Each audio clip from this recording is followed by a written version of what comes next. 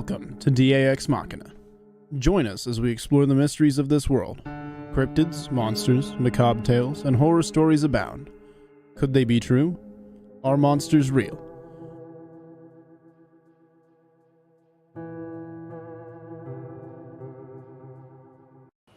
Good evening, folks, and thank you for joining us in another edition of Ex Machina. Joining me in the studio tonight is Robbie, Rip, Rains and Steel, Wild Man Monrotis.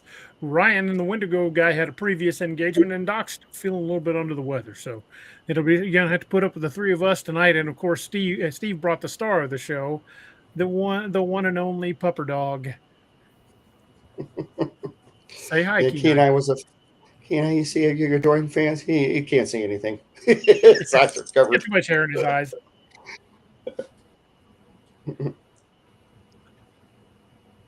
Ooh, we are off to a roaring start already. I mean, the chat is just flying. Yep.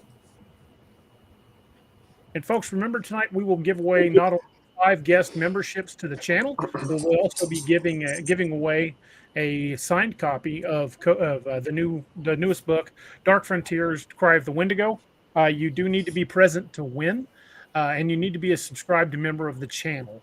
We posted a link earlier, and we'll probably post it here again in a minute for you to click on to get an extra chance to win. But we won't be doing a trivia question tonight, although we might throw a few out just for grins. But we'll be giving away that other book at some time towards the end of the show. So thank you guys for being here. We're really happy you guys are with us, and we're excited about tonight's topic. I think it's going to be a lot of fun. Robbie, how you doing, brother? Doing good. How are you? Yeah, it's a little muggy around here. It's about 10,000% humidity and about 90 degrees. So the temperature wise ain't too bad, but dang, that humidity's a killer. Yeah. Heat's is never the bad part. It's always the humidity that gets you. And Lori says, Lori Barnes says, do I have to be awake to win? Not necessarily, no. I've seen people asleep win many a contest. There we go. Got a greeting in German. Guten Abend alle zusammen. Dankeschön. We've already got 91 in the chat. Nice. Dylan Turnquist says it's been killing us for a couple weeks now in Arizona. They say the heat's finally here, folks. Make sure you guys are drinking plenty of fluids. And those of you here in the Ozarks, near me and Steve, we've got a line of thunderstorms coming through tonight and tomorrow. So y'all batten down the hatches. And if I suddenly disappear, you'll know why. But hopefully we'll be done with the show long before they actually hit. But they are coming through. Yeah, I'm kind of hoping it takes the humidity down a little bit. I've been inside for a bit since I was ill. I came out of my hiding the last day or two, and it's gotten hot and humid. It's hotter than Satan's butthole out here right now. As I pointed out in the chat earlier, it was hot. It was hotter here. I was sweating like a $2 hooker on nickel night. Noah and I grilled a little bit ago, and I tell you, the dang mosquito dactyls were out in force. God dang. I don't know if because I don't live anywhere near a swamp, but there are some freaking huge mosquitoes that are always in my backyard, and I don't know why. There's no stagnant water around here anywhere that I know of. Yeah, I haven't seen any around my place, and I'm on part of my place is on low ground, but I don't know. I was talking to a patient the other day who got all ate up. He's actually an entomologist, and he said the last couple of years a different kind of mosquito has moved in. And he said they're smaller and faster, and they don't seem to care a whole hell of a lot what you try to put on to dissuade them from their actions. Yeah, I eat a ton of garlic, and that didn't even seem to slow them down. Sharon's joining us from Belgium. That is awesome. Thank you for being with us. That's sweet. 3:04 in the morning there. That's definitely qualifies as the middle of the night. Yep. Could be early in the day, depending on when you started or stopped it. I think it's peak writing hours, isn't it there, DA? Yeah, that's pretty much when I get a lot of my best writing done. Billy Mitchum says, check your gutters. Funny you should say that. My landlord put in a new roof this last year. Did not install a single piece of guttering. There is not a bit of guttering on my entire house. Awesome. Well, that solves that problem. Yeah, don't have to clean the gutters out. Here's your problem. Paramedics hasn't quite made it off the plains yet. I'm on the first foothills of the Western Ozarks, going south out of Springfield, though. From what I hear, they're going your direction, man. So batten down your hatches. I think southeastern Missouri's already been hit.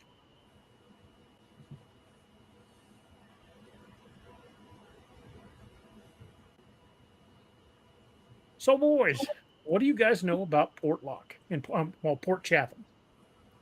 I know it ain't there Either anymore. Yeah, I know it ain't there no more. Yeah, Well, it technically it's still there. There's just nobody living in it. Well, a lot of it's pretty much just collapsed and run down completely. But I've heard people use Portlock and Port Chatham interchangeably. Sometimes they'll say Portlock, sometimes they'll say Port Chatham. But what I discovered is they are not the same town. They were in the same area and both were abandoned. Interesting. By 1950, there wasn't a soul living there.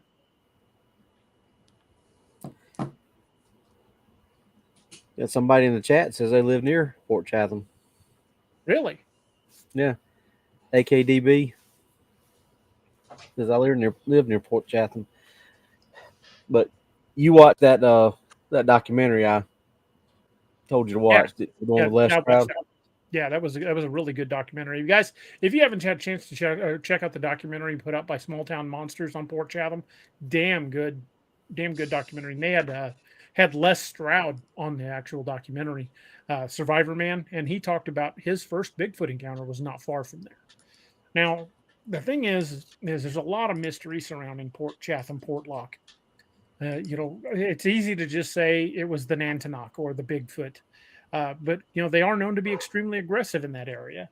There are some of the stories that say why it was abandoned was because of the Route 1 highway that went on the other side of the Kenai, and that it made it more accessible to other villages and people moved. I don't particularly buy into that story because if that were the case, they only built fishing villages near where the highways were, there would be dozens of fishing villages that didn't exist, because there's a lot of those little fishing villages that are only accessible by boat. So I think that theory goes out the window, but it could be a contributing factor. Larry Beans Baxter, we had him on the show. He's a Bigfoot investigator, lives up in Alaska. Although I haven't had a really chance to talk to Fred much about it, but I did get a chance to talk to Beans, and Beans thinks it was purely economic. He thinks the reason they abandoned the town was because there was a logging industry there, and when it burnt down, the people that owned it decided not to rebuild and just left.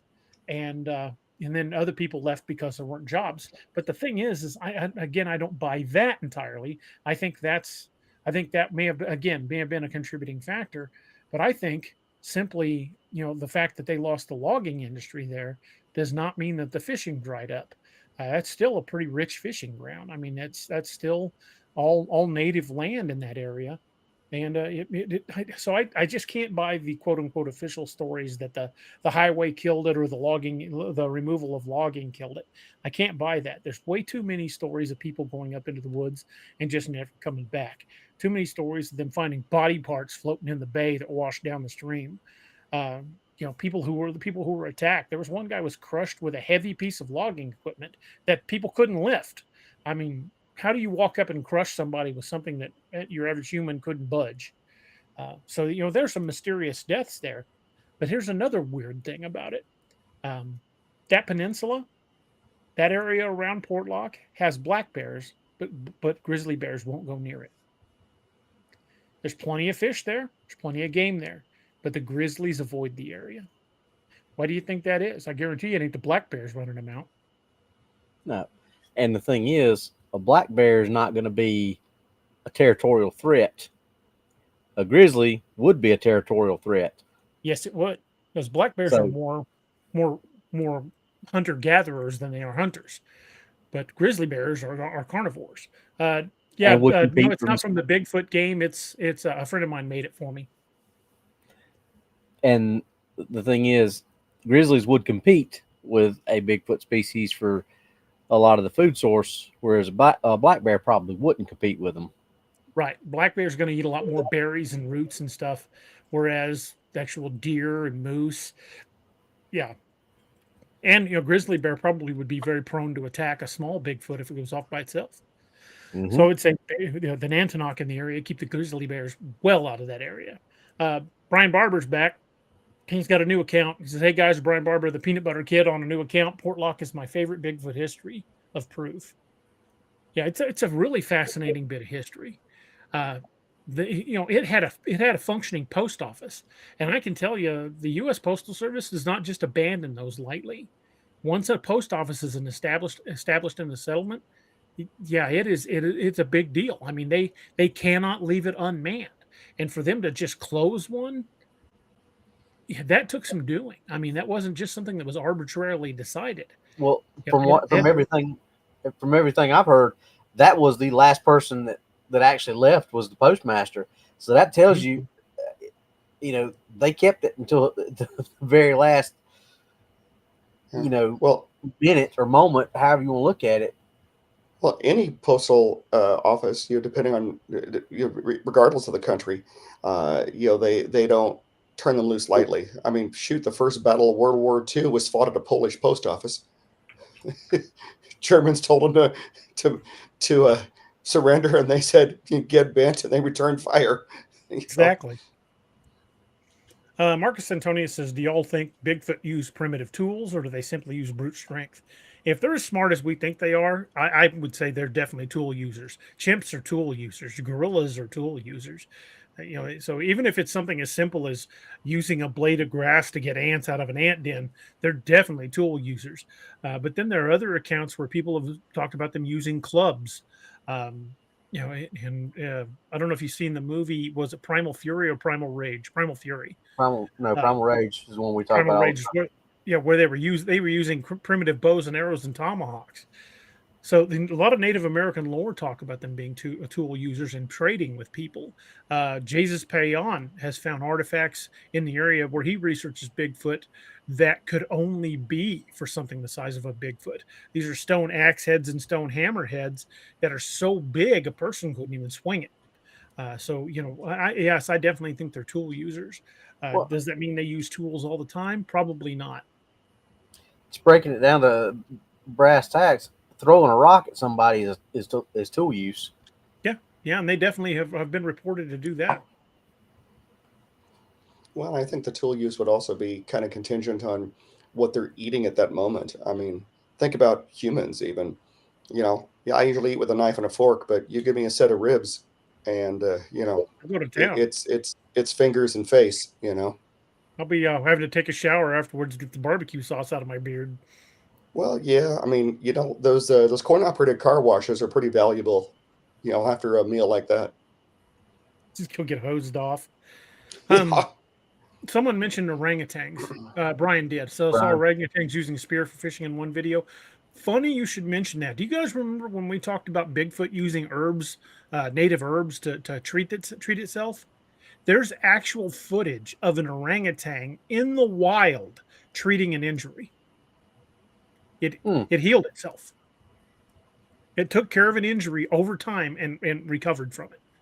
So if an orangutan can do that, well, I've seen videos of them packing mud. Mm-hmm. I mean, that's primitive, but that's using. It is effective. If you need to stop a blood flow, like on a pretty bad cut, mud will do it. It ain't the best. I would certainly wouldn't recommend it. But if it's mud or bleed out, yeah, I'd rather fight an infection than bleed out in minutes. Susan Reinerson, she said, question. Reiner Sue Doll. She says, "The Q, didn't Patty have a bag?" Yeah, that's what MK Davis was saying. He saw in some of the images, and I tend to agree with him. He called it a parfletch, which is a very primitive, crude bag that Native Americans have used for thousands of years. And it's basically, for all intents and purposes, a satchel. It's not made the same way as a satchel, but it does the same job. It's just a very primitive version of it. It's Parfleche, Parfleche. Brian Barber says won't be long before the orangutan's taking Doc's job. Call the medic orangutan.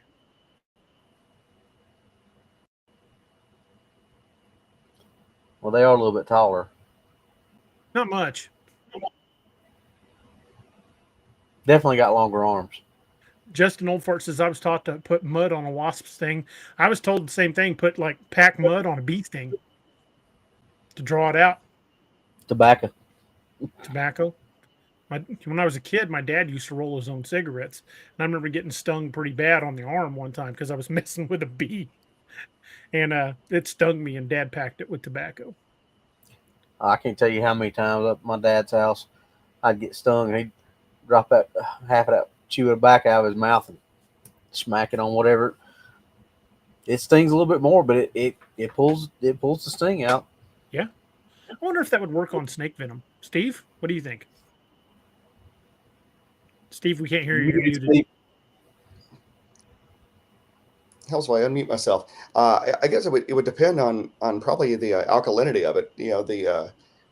Like using on those bee stings and ant bites and things like that. Those are very acidic. And the alkalinity of the tobacco will kind of draw things out. But I'm not really sure. I suppose it wouldn't hurt. It probably work as well as like a baking soda poultice or something would. RDG says meat tenderizer. I heard that trick too. You put meat tenderizer on a cut, it is going to hurt, but it will clot the blood. And if you die, at least your leftover relatives can eat you a little easier. Make yourself tastier for Bigfoot. Right. Always cover yourself with meat tenderizer and seasoning salt. We don't want him to have to chew any harder than necessary. Corey, I'm right there with you. It's not like I would put that on and then try to, say, I'll be fine. I'm not going to the doctor. But if it was, that or nothing, and I was still trying to get to a doctor, I would probably be willing to try it, even if all it did was slow it slightly. Northwood says meat tenderizer works good for jellyfish stings. I did not know that. I've always heard the old R. Kelly method and just pee on it. Yeah.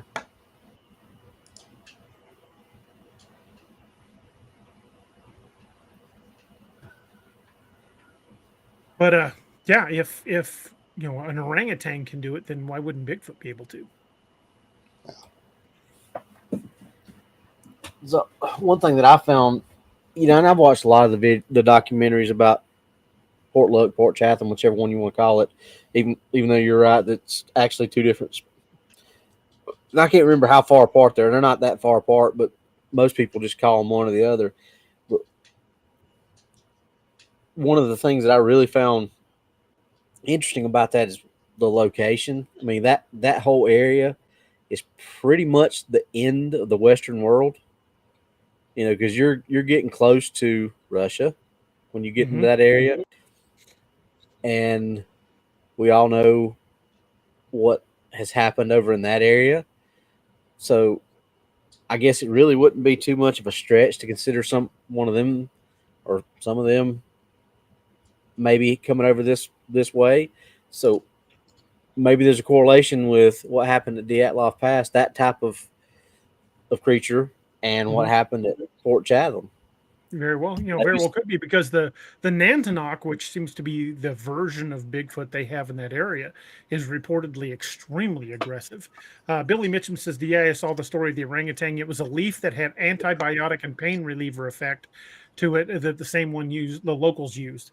I think it was you that sent me that article, Billy. I can't remember who it was that emailed it to me, but they were using a local plant, a plant that even the locals use for medicinal purposes. So if these things, are smart enough to rely on local plants, there's no reason why Bigfoot wouldn't use some of the same plants that Native Americans in the area use, like, spruce bark and, different roots and, ginseng. A lot of medicinal properties to ginseng besides just perking you up. Well, why is it such a shock that something that's like a primate, that we know this thing's a primate, if a crocodile can sit and watch somebody that comes to the river and washes their clothes and figure out the pattern of when a person is coming down there and figure it out enough to where they can lay in wait and snatch that person up. Now, this is a crocodile. If it can figure that out, why are we so surprised that something like this can figure out how to medicate itself by watching humans or use tools or anything like that? It's just, these things are very intelligent. With Portlock, it had to have been watching from the woods. It studied how they were doing things. It waited until they did something, that they thought was just commonplace, and that's when it probably moved in. Like the guys that went hunting up on the hills behind the village, I would say they'd probably done it before, but as soon as they got too far into that territory, they were gone. Yeah, and Justin, yes, there were a lot of disappearances around there as well. Yeah, and that's probably, like you said, they probably waited and watched. Okay, and obviously into it this way. A little bit further this time. A little bit further this time. A little bit further this time. When it gets to this point, then I'm gonna grab him. It gets and just too far away to yell for help. Yeah, and just sat there and waited. And I mean, it's just not too far of a stretch to think these things are smart enough to do that. Well, and apparently it wasn't just Portlock. At Port Chatham, it was Portlock too. There were 2 settlements there, not just one. Because, like I said, up until just earlier today, I thought Portlock and Port Chatham was just the same place. I started digging into it. I'm like, no, wait a minute. These are 2 different villages in the same area. So it wasn't just Portlock that was abandoned. It was Port Chatham and Portlock both were abandoned. Well, if you watch the video or the documentary, they make that error too. They kept saying, they would say Portlock and use it interchangeable. And even the guy who lived there was doing that. Yeah. If you noticed. So I guess it's just one of them things that's kind of been so long that people have kind of interchanged them that it's just kind of. Well, they were neighboring villages. They weren't the same village, but they were close by one another. Susan says, "Isn't the Nantinaq black or dark gray? It's been described as large and dark colored. There's been expeditions that have gone up into that area, but the thing is I don't put a whole lot of stock in the ones that are made for cable TV, because while they are fun to watch, their primary goal is ratings.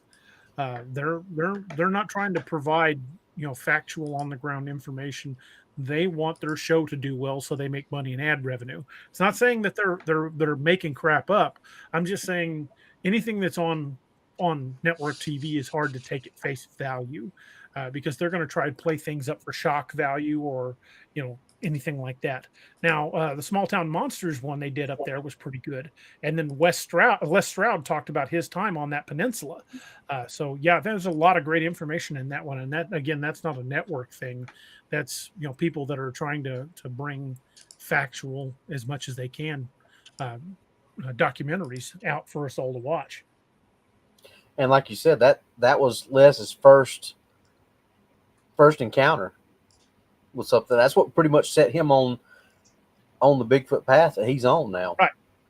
And that's what inspired, his Survivor Man Bigfoot series. Mm-hmm. And he even said he saw it, but I was up there for Survivor Man stuff, and I just kind of put it to the back of my head, but it just kept. He said he didn't play it up for ratings or anything like that. He didn't. He said I barely even mentioned it. He says it was only a couple of years later when somebody asked him point blank on the show. Yeah. Asked him if he'd seen one, and he's like, "Yeah, I actually have."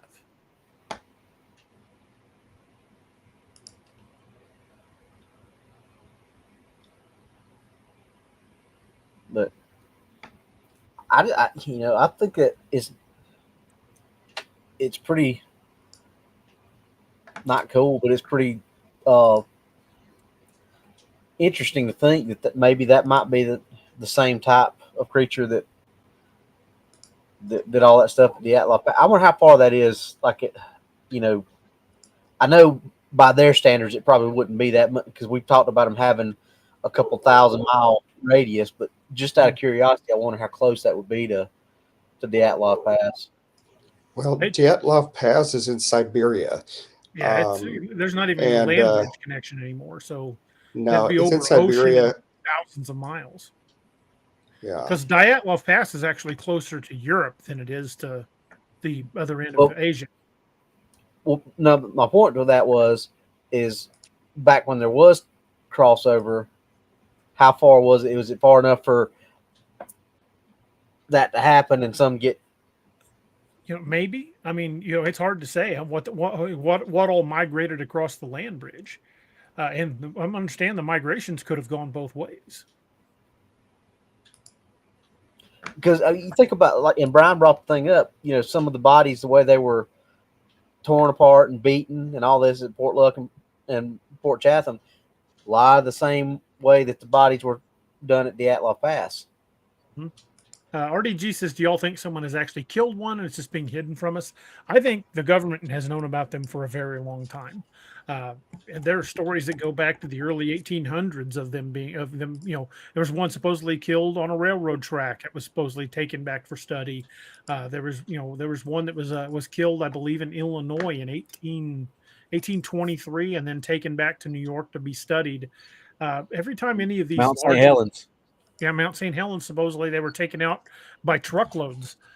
So I firmly believe our government has known about them for a very long time, but for whatever reason, they just keep covering it up. I think, the Mount St. Helens area, Skookum, Ape Canyon, all that stuff, I think that was a very heavily populated area. And I think the volcano did a number on it.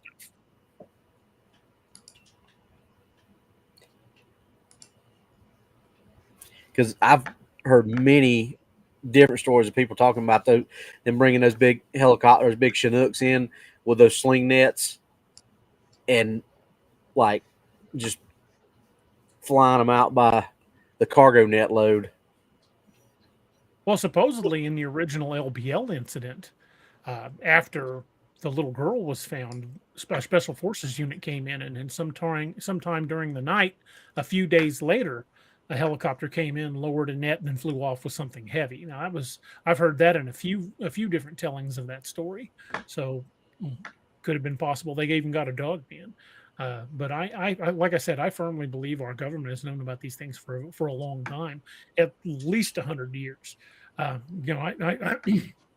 not even sure Teddy Roosevelt was the first president to know about them. Daniel Boone reportedly killed one. There are lots of different stories floating around from, ancient history. Well, not ancient history, but our history, the history of the United States, that talk about these creatures, although they didn't use the term Bigfoot.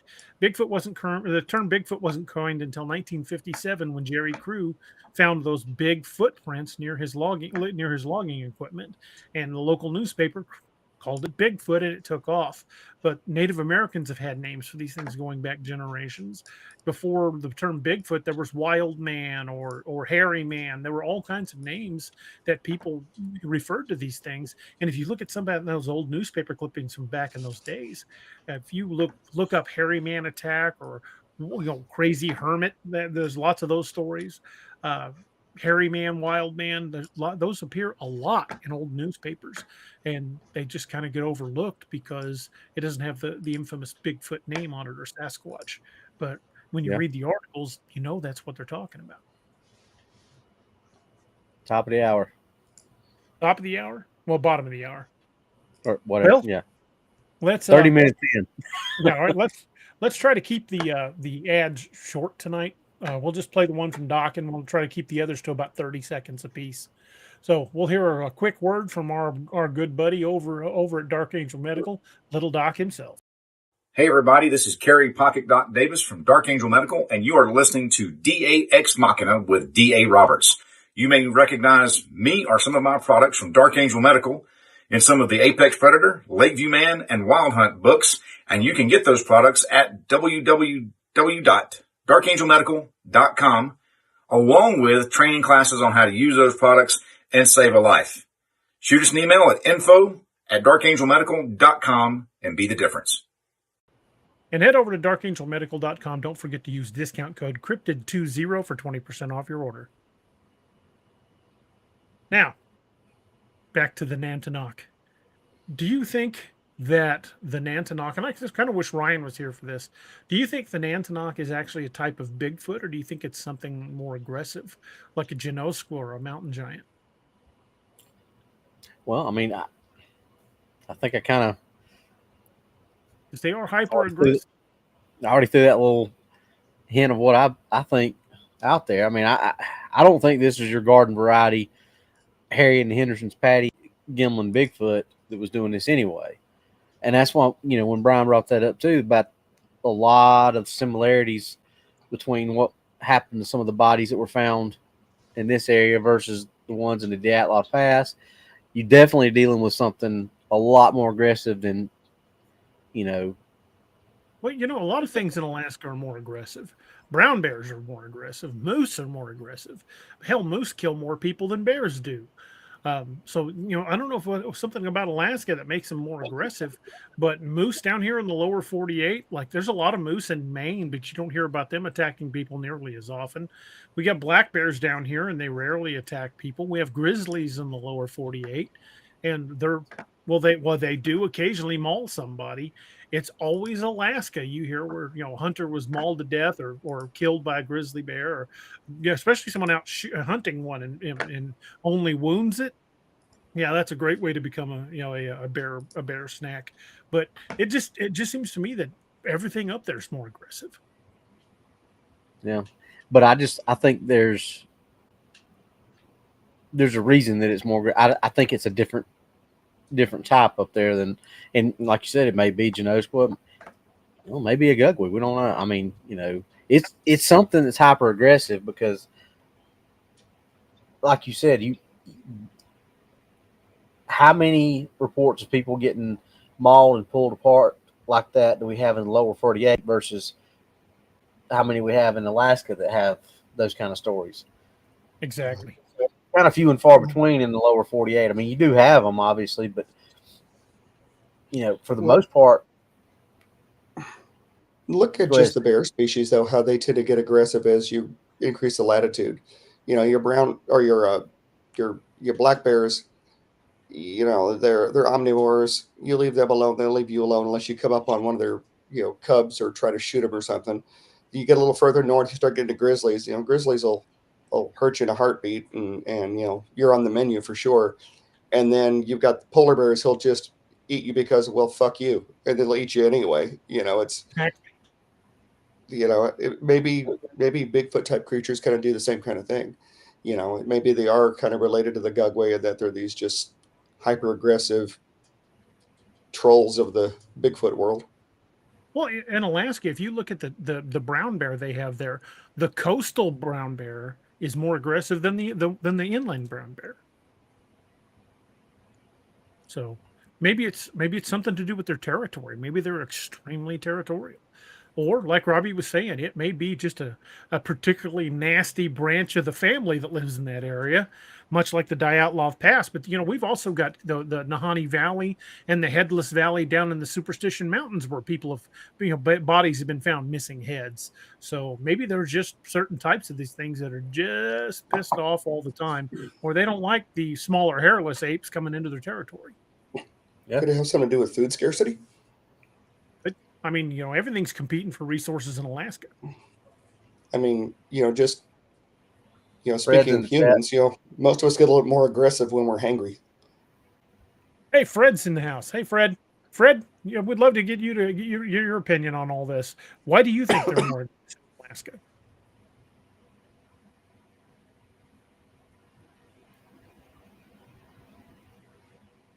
Corey Cole had a good comment. Says the photos of those massive trees uprooted, turned upside down, and jammed 5 feet into the earth is pretty damn frightening.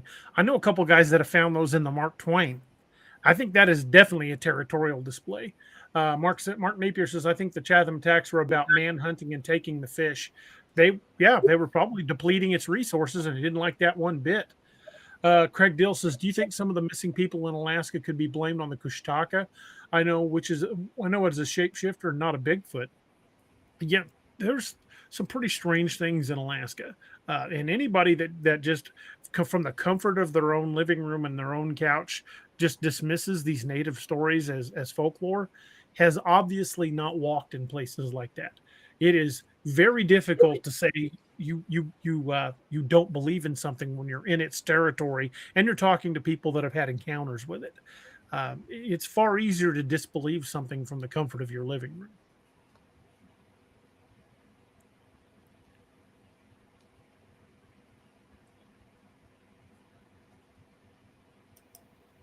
There we go. Fred says resources and short season collecting, but also extremely hostile environment. Yeah. And in Dyatlov Pass, we got the same thing. It's an area that is predominantly cold all the time. Food's scarce up there. It probably didn't want them coming in and taking resources. So Robbie's definitely hit the nail on the head there. They don't even necessarily have to be the same type to have the same characteristics, but they're certainly displaying the same characteristics as what happened in Dyatlov. Heads smashed in, rib cages broken, body parts torn off. Corey Cole says, I always invite those people to camp out on the Oklahoma Red River. There's some places here in Missouri along the Niangua and along Table Rock Lake. If somebody doesn't believe, I'd be happy to take them and see if they still doubt by morning. Robbie was there one of those times on Table Rock Lake. If that wouldn't have made a believer out of you, I don't know what would. Robbie, we can't hear you. You lost your audio early. Robbie, be right back, folks. The audio monster has already struck. Fred says that, and they suck. You ain't wrong, man. Oh. Yeah, I think that that little encounter at Table Rock, I think that was even enough to make Robbie contemplate just running off into the woods without thinking too. Well, every one of us cleared leather. It was hairy enough. Every one of us drew. Yep, thank you, little Patty. My buddy Adam made that for me. There's Robbie. Can we hear you? Can you hear me? There we go. We got Robbie. Go ahead, man. What were you going to say? I was just going to say, and you don't even have to really go to some of these places that are like well known for that kind of stuff. I mean, the two things that happened to me in Georgia. I mean, that's Georgia. I mean, a lot of people don't realize how, and think about all Greg's stuff that happened to him in Alabama. I mean, sometimes these things are aggressive even when there's plenty of resources. Yeah. So, I mean, I guess it goes back to like what we said about knowing your area, doing your research and things like that. Obviously if I was going to go out where Fred's at, I'm definitely going to go loaded for bear, so to speak. But you wouldn't think in Alabama or Georgia that there's a chance of something like that happening. You just think, I'm just going to go out in the woods and see if I hear something make a sound or something like that. But, I mean, listen to Greg's stories. I mean, there's some times that I'm sure he wondered how he made it out alive. Look what happened to the ball. If we'd have been any farther from the car and unarmed, I think we'd have been screwed. Yeah. And you can't really use LBL because that's a known hot spot. But at the same time, something tried to separate us from each other and get us. But you think about stuff in Alaska because that's what it's the last frontier. It's rugged, it's wild, it's things like that. But stuff like that can happen anywhere if you're not careful and you don't pay attention to what's going on. It's like we talk about situational awareness. I mean, if you just go, and I think a lot of the 411, that's what it is. People just go out bebopping into the woods, like you said. The 20-something-year-old Gen X or Gen Z in his Birkenstocks with his headphones in, just do, not paying attention, and the next thing you know, he's cuddled up in a cave with Bigfoot somewhere. Well, that's the thing is so many people are so buried in modern technology that you know, it would be very easy for somebody who's playing with their phone walking down a trail to walk within arm's length of a dangerous animal and not see it. I mean, you've got to keep your head on the swivel when you're in the backcountry. Well- You could step on a snake. You could walk up on a mountain lion or a bobcat. You could, like I did, we'll go around a corner and go come nose to nose with a damn bear. I mean, Well, there's just like you dangerous said- things out there that can and will kill you that ain't cryptids. When we did that little experiment, when we found that ambush site, you knew where I was at, knew what I was wearing, and knew what to look for, and you still couldn't see me until you were 13 feet away from me. Like you said, had you There's not, a lot of reports from up around Stockton. so and that's knowing what to look for, or knowing you knew what to look for, and you couldn't see me till you were almost right on top of me. That blind, and I firmly believe that thing that was trying to draw us into the woods was trying to draw us near that blind. Oh yeah, it went that direction. That thing made was so good. Like you said, I knew exactly where you were at, and I couldn't see it till I was almost on top of you. Had I not known you were there, had you just yelled, "Hey, come over here," and then ducked down and hid, and I come walking down that game trail, I'd have walked right by you. Mm-hmm. And there again, I didn't have adaptive camouflage on. I was just sitting there. Think if I had that kind of camouflage, you would have never seen me. If I had been that was during the fall, and there were no leaves on the trees. Imagine had that been fully leafed out. So, these things standing around in the woods watching people and up in these areas, especially these remote areas, that is not a stretch by any means. Just have 5, 6, 7, 8, or 9 of them things just standing up in the woods watching what people, because people are creatures of habit. We know that. I mean, it's bad to be that way, but we are. We fall into that rhythm of just like the old Dunkin' Donuts commercial, time to make the donuts, and you end up passing yourself because you're so spaced out and zoned out about what you're doing. I gotta go cut another tree down. You're not paying attention to what's going on. Next thing you know, Or you're absolutely right. I mean, every deer I've ever shot, I only saw it because it moved. Yeah. And I was looking for deer. Had it not moved, I never would have made the shot. So and something like a Bigfoot, that if it has the clear hair shafts that we believe it has, if it's standing still in the bushes, you could probably run into it before you saw it. Oh yeah. Well, and how many times have you about stepped on a snake because it wasn't moving? Yeah, I can tell you, Been there, I've done had a butt puckering moment a number of times with a copperhead, because Mm-hmm. they get down in that leaf litter and they are damned hard to see. Well, yeah, and somebody used this example one time. They said, how can a 5-pound squirrel sound like a herd of elephants going through the woods, and 100-pound deer, you can't even hear it unless it takes off running and is just trying to get away. I mean, a deer can move through the woods so quietly, but yet a squirrel sounds like a freaking herd of elephants going through the woods. But if these creatures have adapted themselves to life in the woods, like the clear hair shafts, the clear hair follicles, I guarantee you their feet are a lot like a large cat's feet, like a big cat's feet. Tigers and lions, the pads on their feet they're adapted for walking silently. I guarantee you they have the same type of. You can also, there are certain ways you can roll your feet where you can make very little noise when you walk through the woods. And that's just stuff that we've learned to do as humans. Can you imagine being born and adapted to that surroundings? You're going to know how to move through it. Yeah. Thank you for the super chat from Ventus Bruma. Says you should look up the Belief Hole podcast episode about Portlock. They did a deep dive on it and found a linguist connection to the Nahanni Valley.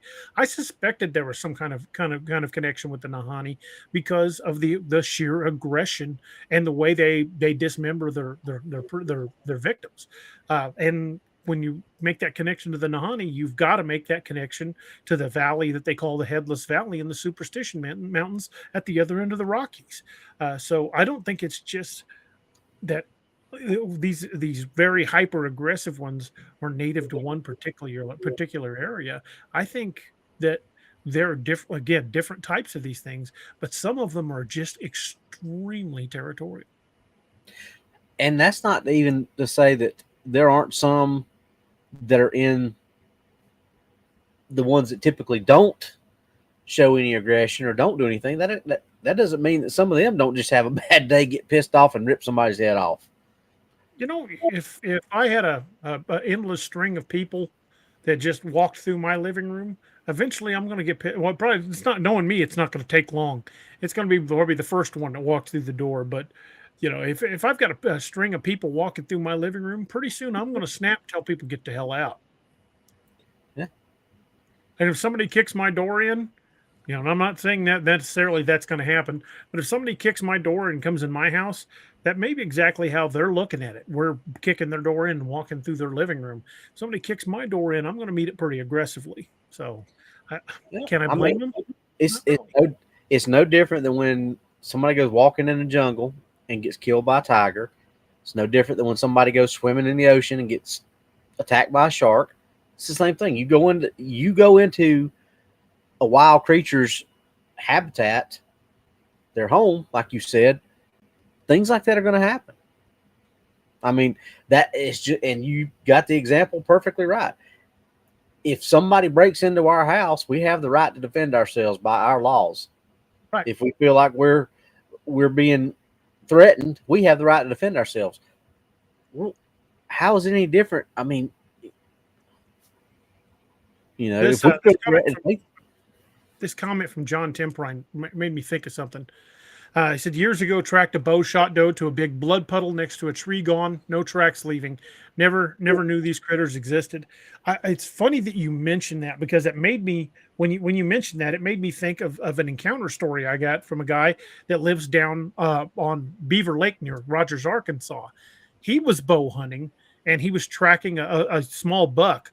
Like I said, it was probably 4 to 6 points. It wasn't big, but he'd stuck it pretty good, and it was tracking the blood trail. And he found where it had fallen down in the leaf litter, where it obviously had bled out, but there was no sign of the deer, and his arrow was stuck in the tree.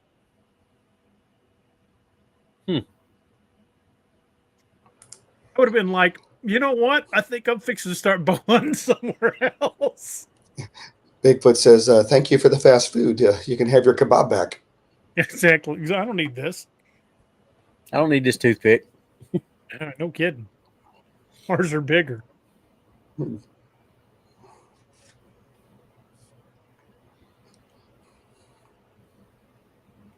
There we go. There's a good comment. AKDB says, it's different in that most people aren't howling and beating on trees. You got a good point. But there are people that go missing that weren't doing any of that. They were just hiking. We've got people that were snatched out of cars. We've had people's back doors kicked in and taken out of their house. So there are aggressive ones of the types of these creatures. But who's to say they might be aggressive because the last hiker that went through the area took a shot at one. Or, like in the case we mentioned before, it might have been a case where some guy was gifting and leaving food out for one, and the next guy comes dipping through the area, doesn't put a jar of peanut butter on the tree stump, and guess what? They're going to twist your lid off and eat the gooiness inside, because you didn't leave peanut butter. So if you're gifting these things, you're leaving food for a wild animal. You may not be setting yourself up for failure, but you may be setting somebody else up, especially any time that you get a large predator that starts associating humans with food.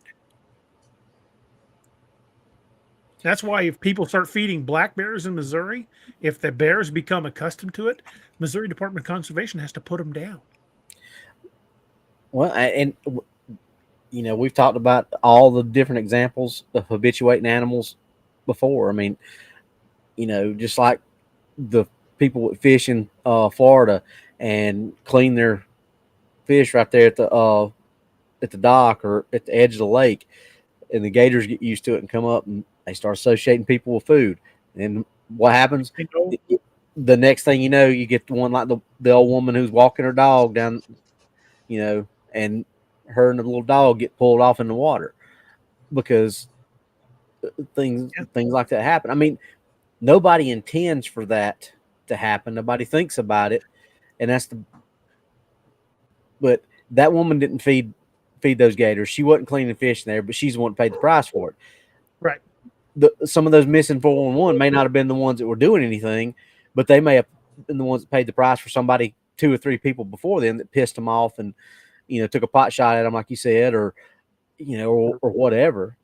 Took game from its area and it didn't like it. Corey Cole says, have you guys ever had one slap a wall outside a house? You think a truck hit the house? That happened to us up in the Smoky Mountains last summer. Both Annette and I both heard it, and the next day is when we found that track. Yeah, Greg's had it happen to him outside the man cave a lot. Sharon's got a good point. She said, "Are there more sightings from people carrying firearms than people not carrying?" I don't know that I've ever seen a comparison of number of people who were armed versus unarmed. But here in Missouri, since it's a constitutional carry state, I tend to assume everyone was armed because it's kind of rare that if somebody's out away from their house in the woods that they're not carrying something. But I would say that I would more than half of those were probably incidences where people were carrying a weapon of some sort, and especially in the cases of the missing hunters. Well, of all the encounters I've had, I've only had one encounter when I wasn't armed, and that was when I was 8 years old, the very first one I had. Every other encounter I've ever had, I've been armed.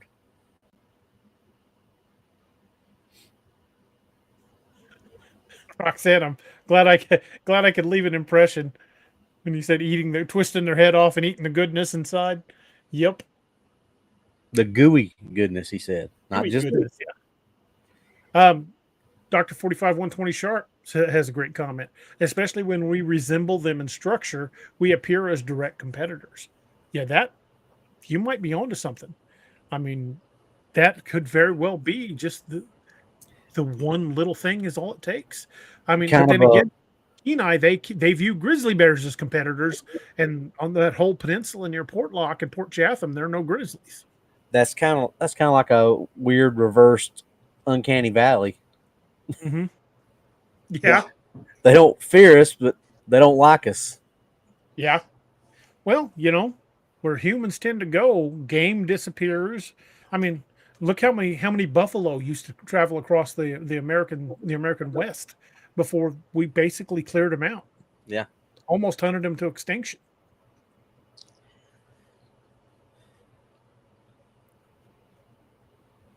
Well, and that we've never been good at conserving anything. True. So, and I mean, nature has a way of getting back at us, for lack of a better term. Very much so. Mark Napier says, or they may just be having a bad day. That is entirely true, too. Lori Barnes says, Gary, I'm from Michigan. People aren't carrying guns except in hunting season. So that's kind of unusual because around here, if somebody's out hiking, they've generally got at least a handgun. Yeah, you can't go traipsing around the woods with a long gun very often because you can't, the conservation department might say, hey, are you out here hunting? So, a lot of people don't carry a long gun when they go on a hike. But if I go camping, I've got one with me. It may not be out. I may not be carrying it around my neck on a single point sling, but it's close at hand. Jeff Yarrington says, Wyatt, I've been screamed at from 40 yards, and that was one of my worst experiences. That's one of the very things that'll make a true believer out of somebody. Sometimes all it takes is to have that illusion that they're not out there shattered. Yeah. Some people, it takes a sighting. Some people, all they've got to do is, find a footprint My wife was, was on the fence about that until that night something growled at her at the window of the cabin, then slapped the side of the cabin, and then the next morning we found that footprint. She's always been like, I know you believe in all that, but I don't even want to think about it being out there. And now I'm absolutely forbidden from popping my tongue when we go camping or when we go out to a cabin. Well, Speaking of that, I have found a way where I can pop my tongue and you guys can hear it now. I have to turn off my noise filter. the other night. Yeah, we were experimenting the other night. And just like to your point though, Taylor's boyfriend, he's had some paranormal stuff, some supernatural type stuff happen but he's never had any kind of cryptid encounter. He wasn't a non-believer, but he was one of those kind of like Steve. He's like, I want to see, I kind of want to have something so I can make up my own mind and see what's going on. Well, then I didn't really know that it affected him as bad as it did that night in the LBL. We were the other night we were doing our show. We were talking about it, and I said, I think it even kind of spooked Tyler a little bit. And I looked over at Tyler, and Tyler was like, "Mal, he said it scared him." You've seen Tyler; he's not a small kid. Yeah, he's 6'8", and pretty tough kid. He's dad was in the military. He's lived all over the place. You know how Army brats are. They have to go school to school to school to school to school. You usually have to be tough to live that kind of life because you're always the new kid. You're always getting picked on and getting in fights and things like that. So Tyler's not, he's a tough kid, and that really affected him. And I didn't realize it affected him, but it scared him. When I cut that light on and them two green eyes were looking up at us, it scared the crap out of him. I didn't realize it did, but apparently it did. Oh, that night in LBL, I already believed. I mean, I'd had a visual sighting. I'm not an LBL in Joe Bald. That when you and I and Noah were down there, I had a visual sighting of a dog man in LBL. I mean, it wasn't like I didn't believe, but that night we were tracking that eye shine, dude. That was what you call a butt pucker and moment. My adrenaline was going, man. I was pretty amped up. Yeah. Well, and it's not one of them things that, after we've gone back and talked about it, we were all making the comments. It really didn't, but nobody was, connecting the dots. And matter of fact, I think it might have even been Steve that kind of connected when we were talking about it when we were at your house having that. And you were like, I didn't see where it went. And I'm like, because it didn't go anywhere, it's still here. And Noah said, I feel like it's right over there. But we were all making those statements connected to each other, but nobody was really paying attention to the fact that we were all saying, hey, this thing's still here if we were still walking towards it. Right. Yeah. I really feel like it was trying to draw us into that draw. Oh, it was. Where blind was. I still 100% feel like it was trying to pull us in there. Yeah, because that's the direction it went. And that's the direction that I was walking that Noah was like, hey, come back. Hey, man.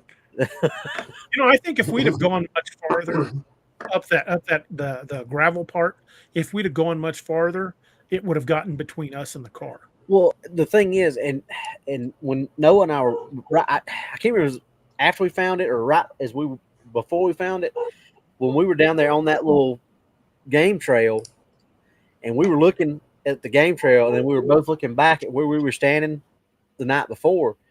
Noah was like, man, that's a lot closer than I really thought it was. And it was just kind of one of them moments where you think, ooh, that was because you don't at night when it's pitch black, you can't tell how far away something is. I mean, but when you get out there in the daytime, you see, and Noah, correct me if I'm wrong, but we were probably, when me and you were having that conversation, we were probably only maybe 35, 40 feet from where we were standing the night before. That kind of puts it in perspective. You think, crap, as fast and as big. Yeah, as fast and big as these things are, if it really wanted to say, you know what, I'm not going to try to draw them in because they're not going to come in. I'm just going to take off and grab them. There's nothing we could have done except hopefully shot unload it. a lot of ammo. Yeah. Well, and you made a comment about sounds how about accurate. you made a comment about how you got 12, 13 feet away from that blind before you could see what was going on in there. And that was in broad 12 daylight. feet.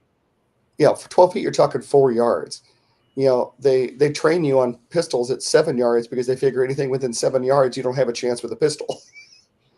So, I don't care what guns you were carrying, they probably wouldn't have come into play. Well, they teach us what they call the 21-foot rule. If somebody has a knife and they are closer than 21 feet, you're going to get stabbed before you can draw your pistol. Yeah, it's called the reactionary gap.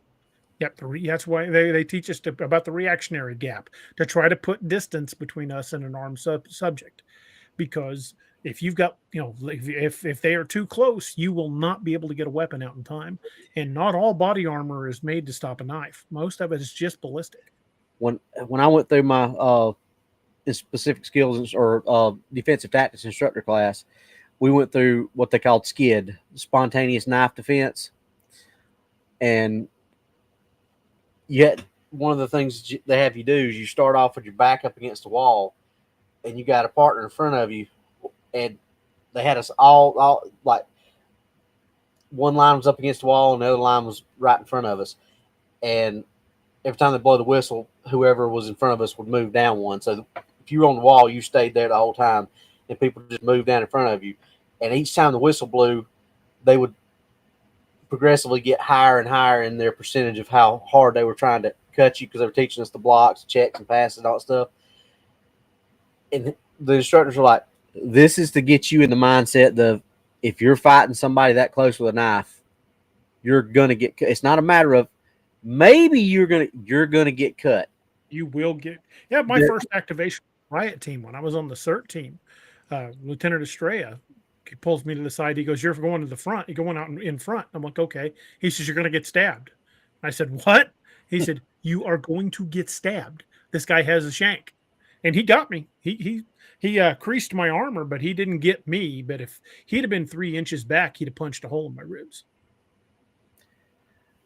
But I said all that to say that when you go out into these situations and you go into these places and you do some of the things that we do, which, some people might look at it and say, you're stupid. You have to have that mindset of, okay, if I get in a situation with something like that that's charging me, I'm probably going to get hurt somehow or another. What can I do to limit how bad I'm going to get hurt? Absolutely. Robbie, we're at the top of the hour. Do you want to take 30, 40 seconds, tell us a little bit about Scallywag? I'll see if I can do a quick one. Scallywag Tactical, one of our veteran-owned affiliates. Go check them out. They make some of the best blades around. Use code DA Roberts 10 at checkout. Get yourself an extra 10% off. That stacks up with the blemish blades. They also have their Scally swag, which is shirts, hats, all kinds of novelty items. Go check them out. Tell them we sent you. Great knives. Absolutely. Short, sweet, to the point. There we go. And that's why we need to start doing it, because I think we tend to lose some folks' attention when we spend 5-6 minutes going on and on about Scallywag or what have you. So we'll try to keep them short from here on, folks. I can't help it. They just make you want to talk. Yeah. Well, they are great knives, man. There's a reason I use them in the books. So I know you and I have not been, none of us have been to Port Chatham.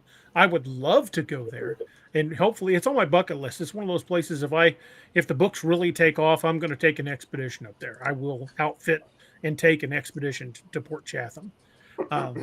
But I really feel like I definitely want both you guys. The more pew pews, the better. But I definitely feel like that if we were there, it would feel a lot like LBL or like Joe Bald felt that night. Well, and it's funny you should mention that. When I was watching that documentary, I was sitting there watching. I was like, a lot of that looks like the way the woods look to me in the LBL and Joe Bald. I said I can just imagine sitting there and pretty much sitting in a vacuum almost. Yeah, no sound. Yeah. Dr. 45-120 Sharp Rothstein says, do you think Bigfoot uses its hands as bludgeons or its fingers as claws? I don't think it's one or the other. I think they're going to do whatever they think they need to do. If they've got to grab a tree trunk to crush you like a grape, whatever they've got to do. If they can throttle you by grabbing you with their hands, if they can, grab a hold of you with the fingers and pull, rip your face off or tear your head off. I think it's just, they are so much stronger than we are. It's so much more powerful that whatever they choose to attack is probably going to be a fatal attack. DA, we got our hook up. Go to Alaska. Mother Nature's version of a mixed martial artist, pretty much there. Yeah. What's that? I said on screen. Oh, there we go, man. I would probably, if we come up that way, I would probably not drive so I could bring my gear with me. But yeah, I would want to hook up with some Alaska folks, Fred included, and have locals that go in with us, not just go in there and assume us rednecks from Missouri and South Carolina could figure it out. I would want locals to go in on the ground with us, because I don't want to make the mistake of assuming I know the dangers of every area because I know the dangers of mine.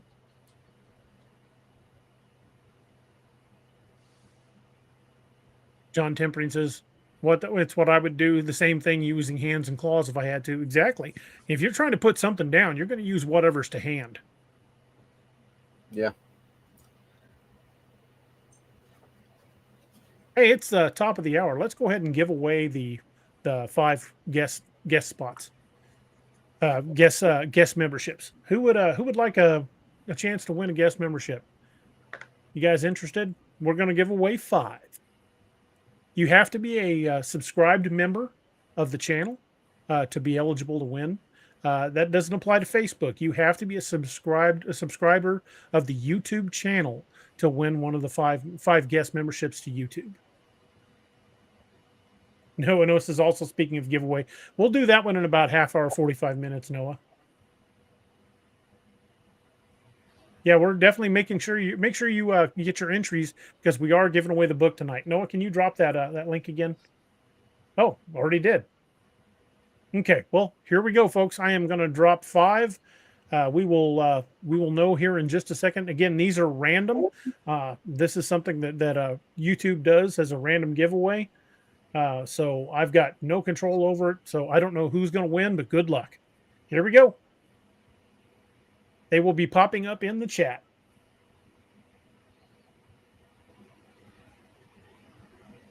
Sarah Morgan. Sonia Morgan. John Tempering. Lil Patty. Don Donaldson. Wes Stump. There you go. Congrats to the winners. Congratulations, everybody. The first time I did that, it picked me. Yeah. I'm like, what did it just win? What did I win? I shouldn't even be eligible. So I don't know why it did that. It picked my author account. Well, that was the first one. We were still trying to figure everything out. So. We were working bugs out, yeah. But I was like, oh. Well, folks, enjoy that free month membership. It should be good for 30 days beginning from today.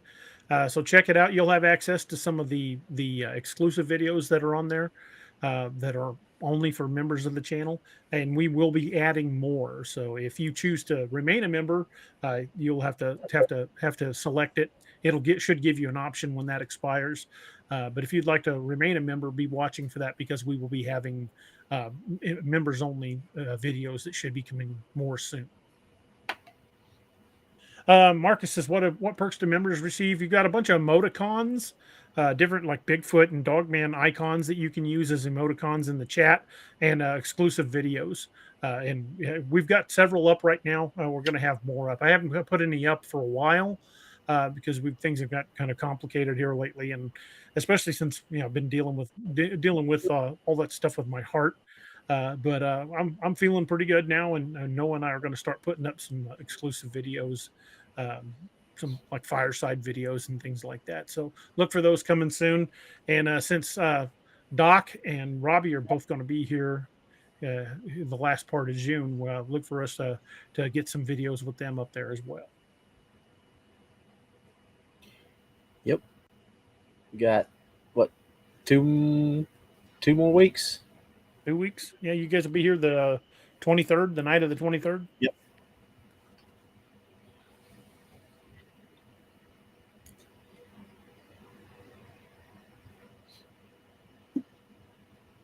And we got some pretty good equipment between all three of us. So if we have something happen again, we should be able to get something on some form of video or audio. Mark Napier said you saw that LBL was connected to ley lines. Have you checked Chatham and Portlock to see if they were on ley lines? I have not. I've been looking for really good documentation on the ley lines, because all the maps I find, no two are just alike, but all the ones do seem to indicate that there is a conflux at LBL. Hey, awesome, man! Thank you for becoming a member. Yeah, watch for new videos for the members coming soon. Yeah, because just like you said, some of the maps I've seen show that there's 2 ley lines in LBL. Some show 3, and I think I found one that had 4. So, Marcus, down at the bottom of the chat on YouTube, where you type your chat responses, right next to it is a little icon that says it looks like a dollar sign, looks like a little dollar bill. Click on that, and it should allow you to become a member. And somebody asked, oh, there we go. Curtis Murray says, do you guys believe that there are Odin type teams out there? I really do. That's what inspired me to write the books in the first place. Yeah, tell them about your phone call from your buddy when you started writing first. After the first Team Odin book came out, I'm ex-military, and I've got a lot of friends who are still in. And I know some guys that are in the Special Forces community, guys I grew up with, and people I became associated with through different years, and people I met through law enforcement contacts. So I know quite a few guys that are still in the Special Forces community. And so I'm not going to say who called me, so we'll just leave it at that. But after I released my first Codename Wild Hunt book, I got a call from one.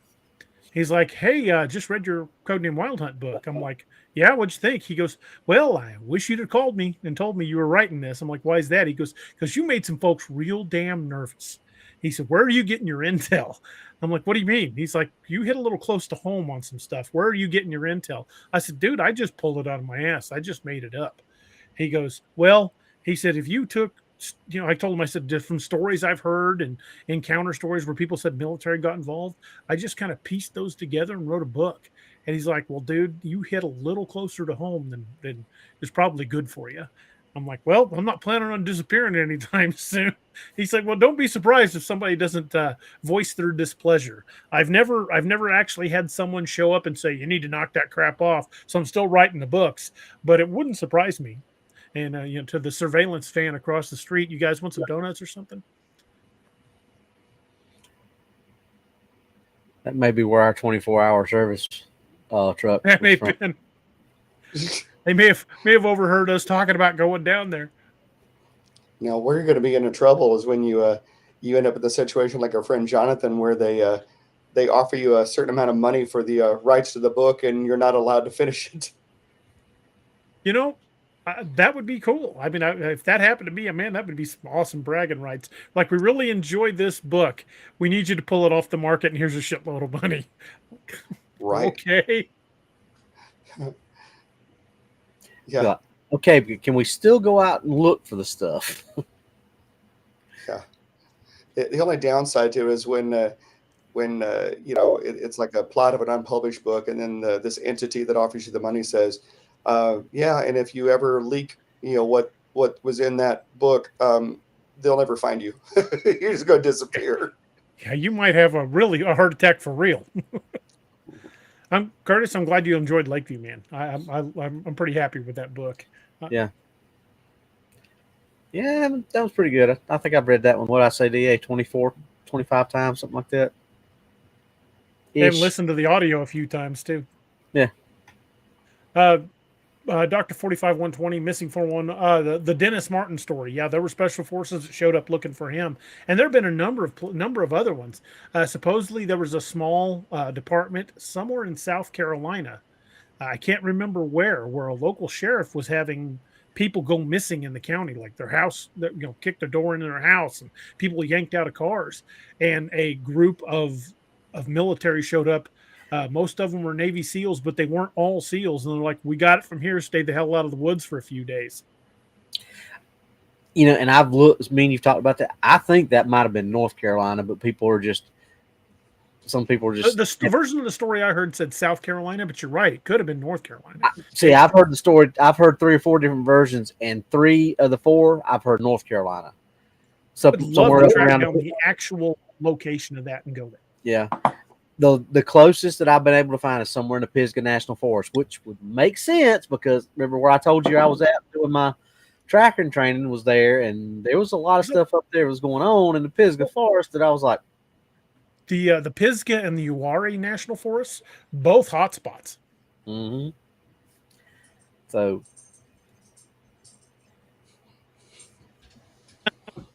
Gary, that's funny. Renowned author D. Roberts becomes the newest 411.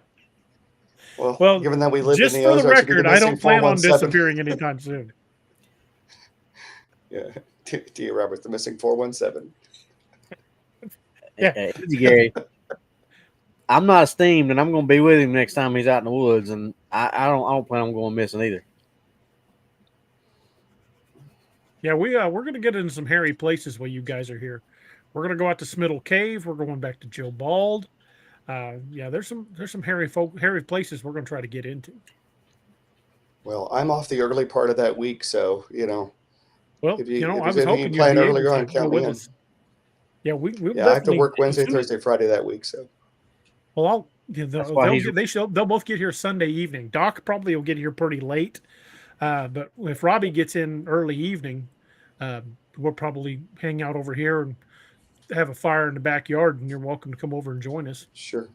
Well, I'm off Monday, Tuesday, Wednesday that week. So, okay. If we could do it early in the week, then I'd be happy to participate. And then I work Wednesday, Thursday, Friday, and then off the weekend. So, well, I think what Doc said we should do, because you said something about having a cookout that first night. Doc said let's do it on that Monday night. So if Steve's off, we can do that, and we can kind of do our game plan for the week that Monday night. And figure out where we're going to go, because that'll still give Steve Tuesday and Wednesday that he can go with us, and then we'll still have Thursday and Friday, and then Saturday we'll just do our show from your backyard. So that'll give us Tuesday, Wednesday, Thursday, and Friday to go to all these places. So we should be able to get some good stuff between those days. Some good footage. Yeah.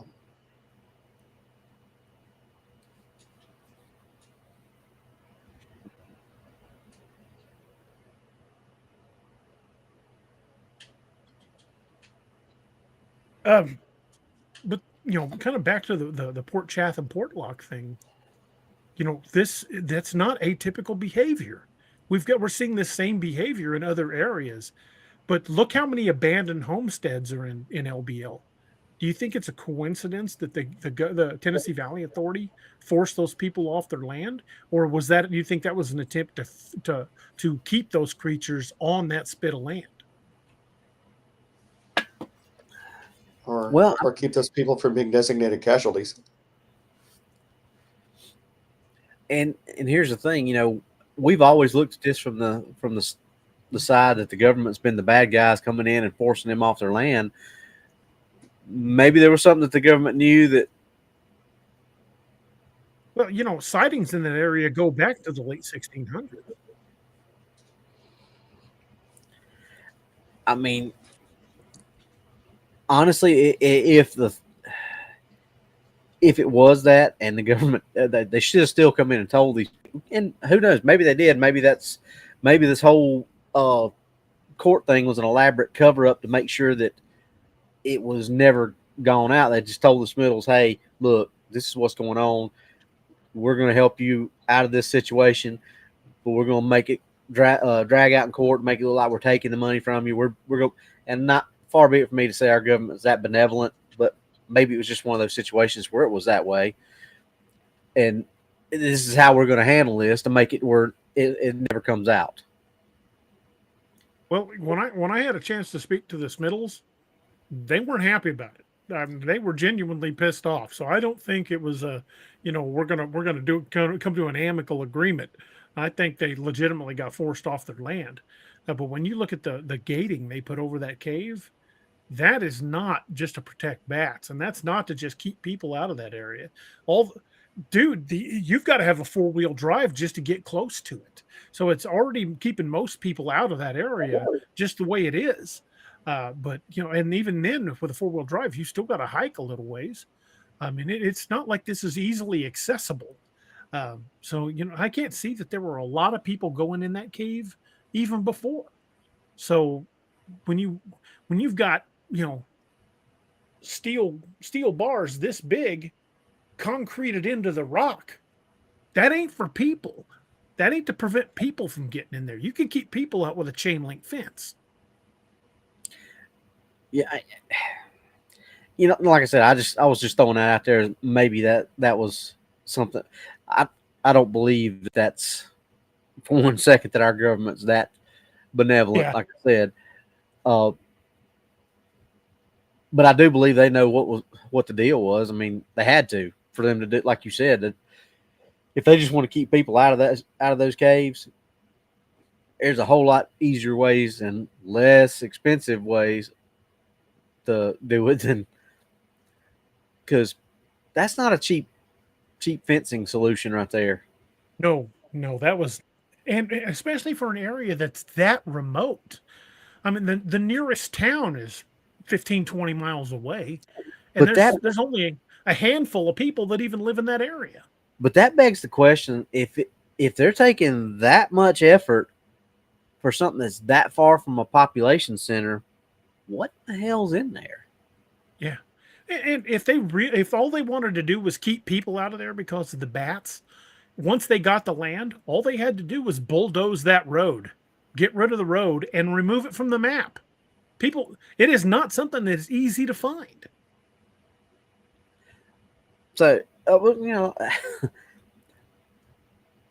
I don't think that kind of gate would keep something. If it was a Bigfoot type creature, I don't think that's going to keep Bigfoot creature inside that cave.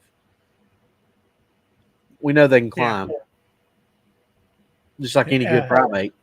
So, hey, KDB, I'm with you there. I don't advocate hunting any of these things. In fact, the only way I would shoot one is in self-defense or defending somebody else. I have no plan on bringing one in. That is not my goal. But whenever we go armed, because I also don't want to be, missing 411. Yeah, we never are the advocate that we want to be the guys that go out and pull one of these in. We take firearms simply to protect ourselves, because not for nothing. There's Bigfoots and dogmen are not the only things in the woods that can hurt you.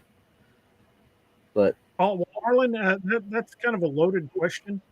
We tend to keep the groups small because large groups, well, they may just make too much noise. It's hard to go anywhere subtly in a large group. Ask anybody that's been in the military. 180 men don't sneak into an area. That's why special forces units are kept small. And I'm not necessarily comparing us to special forces. I'm just saying that large groups equal noise. And to be honest, and it's no offense, no offense at all. When I've got somebody going out with me, I want to know they know what they're doing with a handgun or a long rifle. As a cop, I want to know that the people around me are competent with firearms, because I don't want to get shot by accident. So it's nothing personal to anybody. That's why we tend to keep it to people who we know. Thank you, Lyle.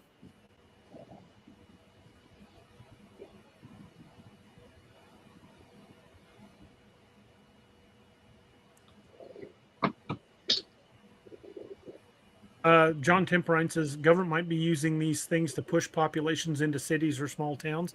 That very well could be, but that wouldn't be the first time that there's been. We've talked about urban Sasquatch before. There have been lots of times that cryptids have been seen in city limits.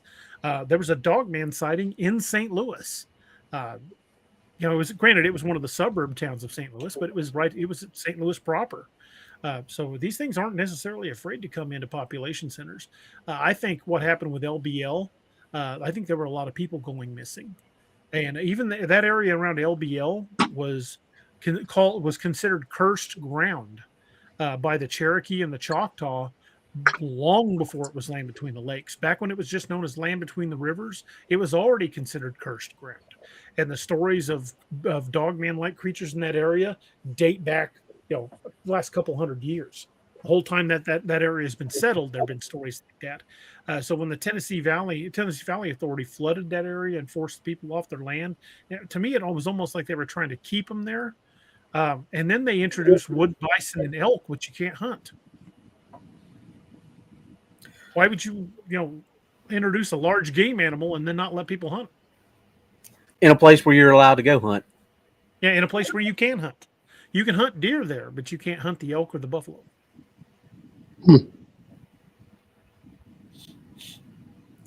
I think we've said it before on the show. I think that was those things were put in there to keep people from being the snacks.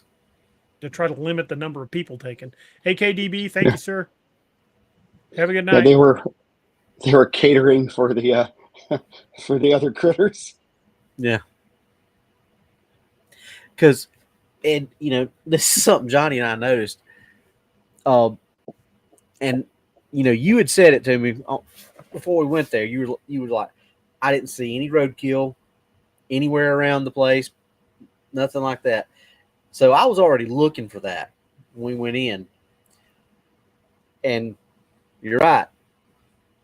Not a possum, not a skunk, not a deer, not a armadillo, nothing. And on the shady side of LBL, the Mumbers Bay side, we didn't see any deer, day or night. Yeah, I didn't either. We heard Kim, there's been nothing new about that since basically search and rescue took over. And not even on the news. So, but when we went over to the other side, we saw deer out at night. But the funny thing about that, and I've told you this, and Steve, I think you were on. If I see a herd of deer around here, or when I've seen them in Missouri, at the most maybe 10 deer. That's a big deer herd. It's a big herd. I swear, every herd of deer that we saw on the side of the road was 20 plus deer. Wow. Safety in numbers? Yeah. Gary, I think these things use caves, but my old butt is not equipped to crawl through caves like I once was. I used to be an amateur spelunker. I used to spend a lot of times going. I was in a caving club back when I was in my late teens and early 20s. So I spent a lot of time in caves here in Missouri. But I'm out of shape and fat now. I don't think I could get into some of those tight spaces, but there are a number of big caves that I think would still be, good shelter for some of these things. I don't necessarily have the equipment to do a lot of caving. But if we come across a cave, I think that is the perfect place to look for tracks and other signs. So, I think that they are definitely using the caves, but I don't know that I want to go in after them. That's a big nope for me. What is the thing about from Rudyard Kipling about the mongoose that follows the cobra into its nest? I don't know that, but I know that I know this. What he said in Crocodile Dundee too. When we were little, did we chase the snake into the cane field? That's when they set the thing on fire. But it's the same principle. You don't chase something into its own backyard, its own home. I would probably see if I could conceal a camera near the mouth of a cave, but I'm not going to camp near the entrance of a cave because that's just like, come and eat me. Yeah. setting up a food truck. Yeah.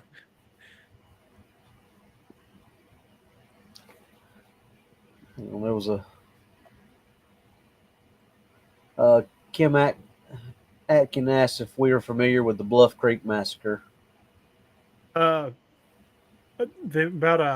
supposedly about multiple Bigfoot being shot there. I've heard the story. I don't know how I feel about that story. Is that the same Bluff Creek from California? Yeah, that's where Patty was filmed. Supposedly there were hunters there that killed several. I've heard that story. I've heard the story from Gimlin, from Bob Gimlin, and he doesn't mention it. So I don't know. I mean, if Bob Gimlin doesn't mention it and someone else claims that they were there who wasn't with Gimlin and Patterson, I don't know if I can get on board with it. But I'm not saying it didn't happen. I don't have enough firsthand information on that to really know whether it happened or not. If it did, it's pretty horrifying. But it's also another great example of how these things have been taken and no evidence is ever brought forward from it. Well, and things got so shady with Bluff Creek towards the end of things anyway, because, Gimlin figured out that he could make some money off of everything there, and he was getting a little shady by the end of it all. Kind of smeared the line about what happened with Patty and what was financially motivated.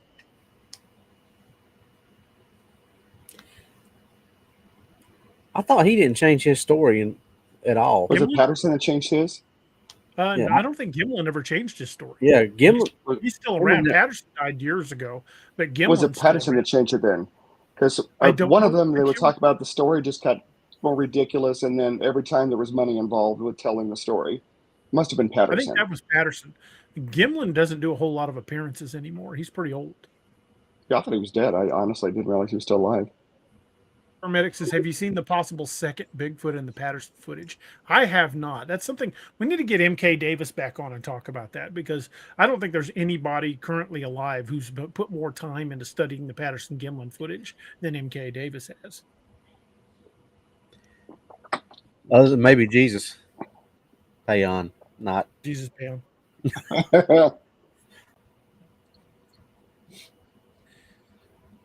I think you clarified there. Says Margolin needs a shirt that says that, "Come and eat me." Margolin's shirt would be like "Bring it on! I've got a beard trimmer, a bottle of lip gloss, and a jar of peach preserves." Can you imagine if Margolin and Spoon from Dog Soldiers got together? Those two would get along famously. Yes, they would. Cut from the same cloth.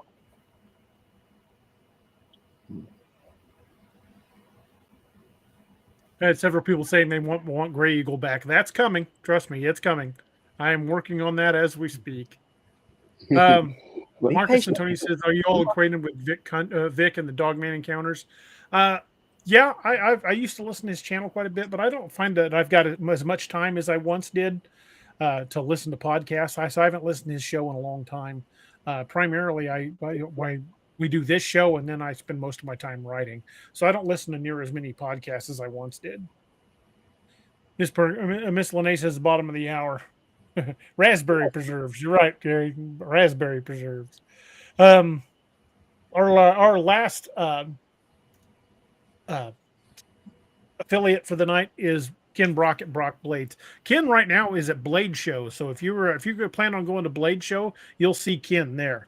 But Robbie's showing his, and I'll show mine. There's both skein dues by Brock Blades. Definitely check out brockblades.com. His blades are all handmade, custom made in the shop behind his house. So no two will ever be alike.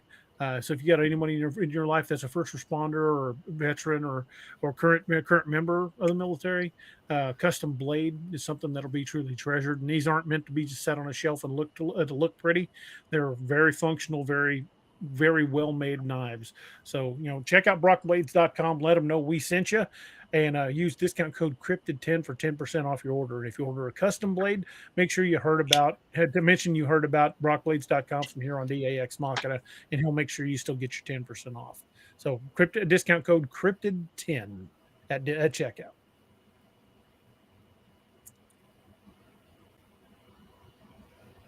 And that's all I got to say about that. So I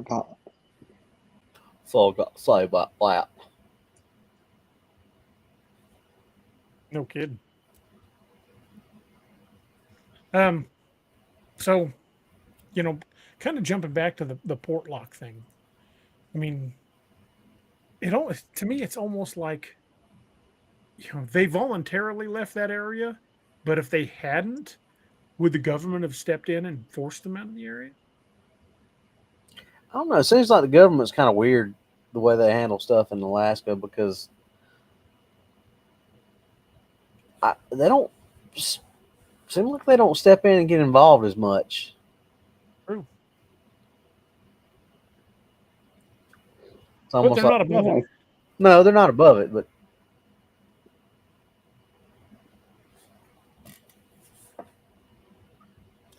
I think a lot of it with Alaska is just the fact, Alaskan natives and people that live up there are wired differently. They're not the kind of person you could just bully out of doing something. They strike me as the kind of people that a government gives them a mandate to do something, they're responsible to fuck around and find out. Yeah, exactly. The handful of people I've personally met from Alaska are the kind of folks that I wouldn't mess with. Yeah, people that are conditioned to be self-reliant. Right. My buddy Adam pulled a bit of a research for us. Earlier, we mentioned that we didn't know how many reports from Bigfoot reports involved a firearm. He actually did some digging, and on a certain Bigfoot field organization, I won't name the name because they're too busy out finding Bigfoot. Wink, wink, if you know who I'm talking about. But their database has 5,625 reports on it, and 272 mention a firearm. So seems like a small percentage are mentioning firearms. Around here, pretty much everybody I've talked to that's had an encounter, they said they were armed at the time.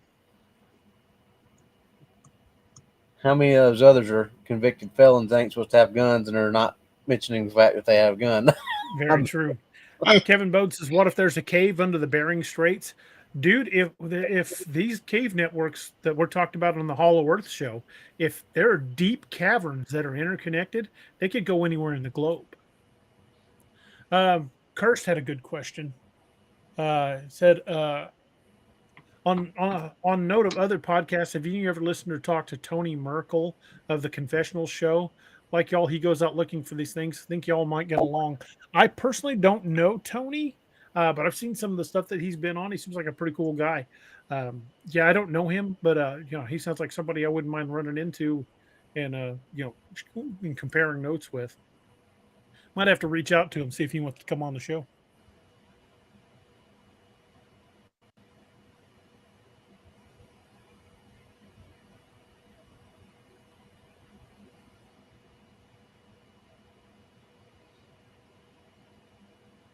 Did you see what Pyro said? It says there's a weird flash of light right before you see the second Patterson Bigfoot. If it's not, we don't say the woo doesn't exist. It's just it's not something that's in our wheelhouse. Something we've had experience with. I have not seen a second Bigfoot in the Patterson Gimlin footage. If you've got a link to the footage where it shows the second one, I would definitely like to watch it. Now, that was 1960s era technology on the camera. That flash of light might have just been them picking up sunlight. It's hard to say with that old technology. Could have been a lens flare. It could have been, any number of things. But a flash of light isn't necessarily proof of something paranormal. It could just be something that the camera picked up that, might not even been noticed with the naked eye, because cameras have a tendency of doing that.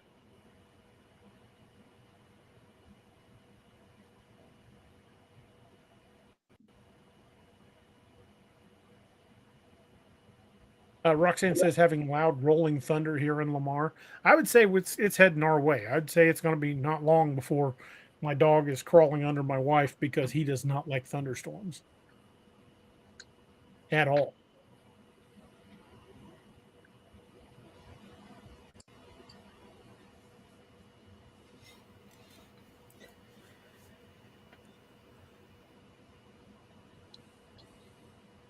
I know we mentioned earlier that we thought that the area around Port Chatham, that peninsula there, would feel a lot like LBL or the way Joe Bald felt that night.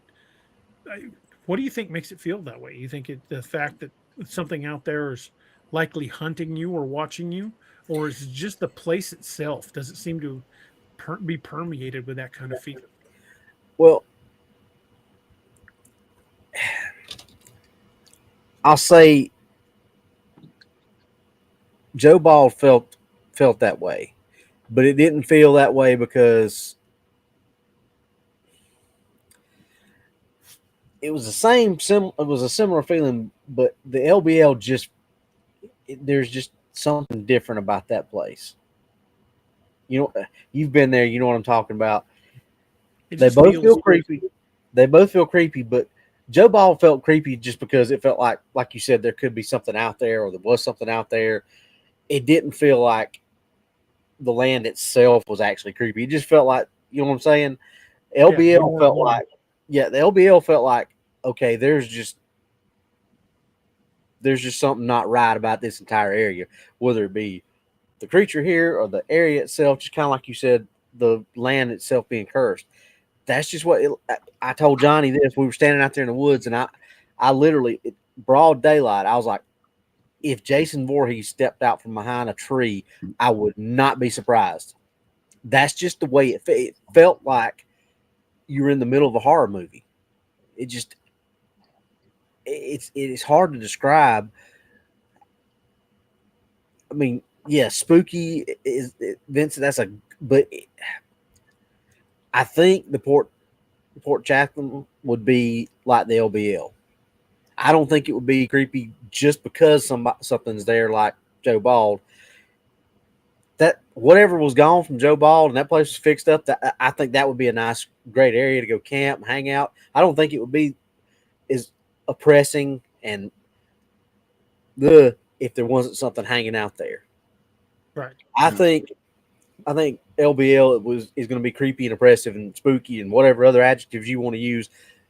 Whether that thing's moving around or it's standing right beside you, it's going to be that way. And I think there are just certain places that are that way, that are cursed, for lack of a better term. Joe Bald creeped me out, but Rachel said she didn't feel a thing and would love to go catfishing there tonight. You know, I remember her saying that. Yeah, she'd love to go back down there and go catfishing. Yeah, and Table Rock is famous for good fishing spots. But Wyatt Estes, who's in the chat a lot, him and I talk quite a bit offline, and he had an encounter not too long ago, not far from Joe Bald, down on Table Rock Lake, and he said it got so aggressive with them that they all drew their weapons, and he said that's the first time that's ever happened to him. So there are some hairy spots down on Table Rock Lake. And I intend to get into some of them with Robbie and Doc in town, and we'll drag Steve along in case we need another medic. Well, but case in point with that, when we were there the night before, it felt really creepy. But when we were back the next day, it didn't feel. I mean, there was still. You're like, I'm gonna keep my eyes on a swivel and keep eyes in the back of my head, but it didn't feel as oppressive. In LBL, broad daylight, me and Johnny were both like, this place is creepy as all get out.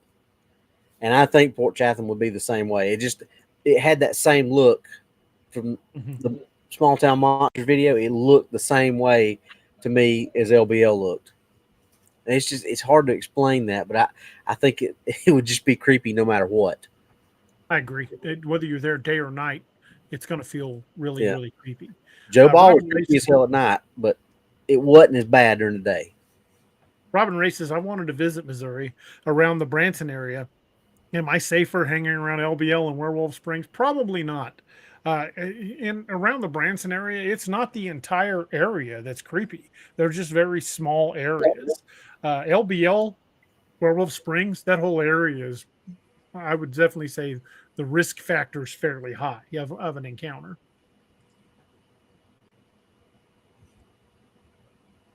Michelle N says Steve has to go. He's good at marking territory. Steve will draw them I in. don't know. I was going to say, I don't know if drawing them in is necessarily what I should be doing, but, hey, anything I do to help. Well, we've got the shofar now, and my oldest son can play it. So we're gonna try some stuff to draw it in. We're gonna try. You got this too. got the Mayan death whistle. I'm gonna try the tongue pops. Speaking of that, Kim Atkins says, could the incident at Port Chatham be attributed to Gugway? It's possible. I've never heard the description of the what they call the Nantinaq. I've never heard it described with a snout, but they're definitely on that level of aggression. It would anyways be interested in hearing the tongue pop now that I know how to do it. I'll have to turn off my my sound filter for a minute. If anybody would like to hear it, just let me know. And I can't do it as loud as I normally can because the mic can't handle it. I will do a subdued version. But the video that Noah's working on, you can actually hear it echoing across the lake where we did it. Oh, yeah. It sounds like a ridiculously high wood knock. Sergeant Deacon says, have you already covered Port Chatham? We've been going back and forth from it throughout the whole show. All right, let me turn off my audio filter and go straight to the audio. You guys still hear me? Yep. I just turned it off. Now again, this is a much subdued version of this. When I'm out in the woods, when I put my hands up like this, when I make that tongue pop, you can hear it for a good long ways, and I'm just a guy. So if a Bigfoot is popping its tongue, it can be heard a lot farther than I'm capable of producing the sound. But when we were in the Smoky Mountains, I could hear it echoing across the valley. So even what I do got some power to it. You guys hear it? And I'm not doing it very loud intentionally because I don't think the mic could handle it. But I could do it a hell of a lot louder. He can, trust me.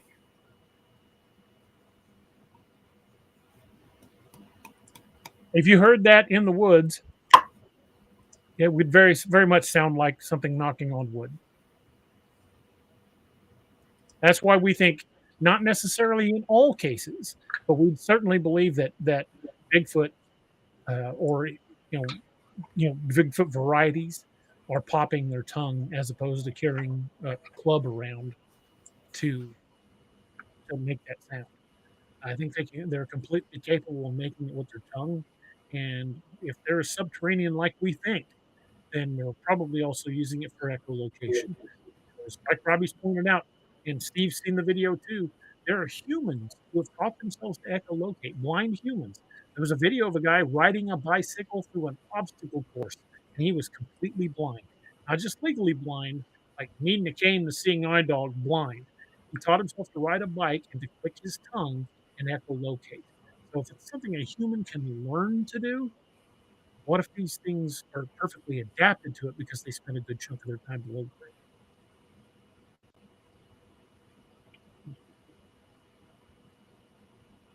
Misty says, Robbie, make the predator noise.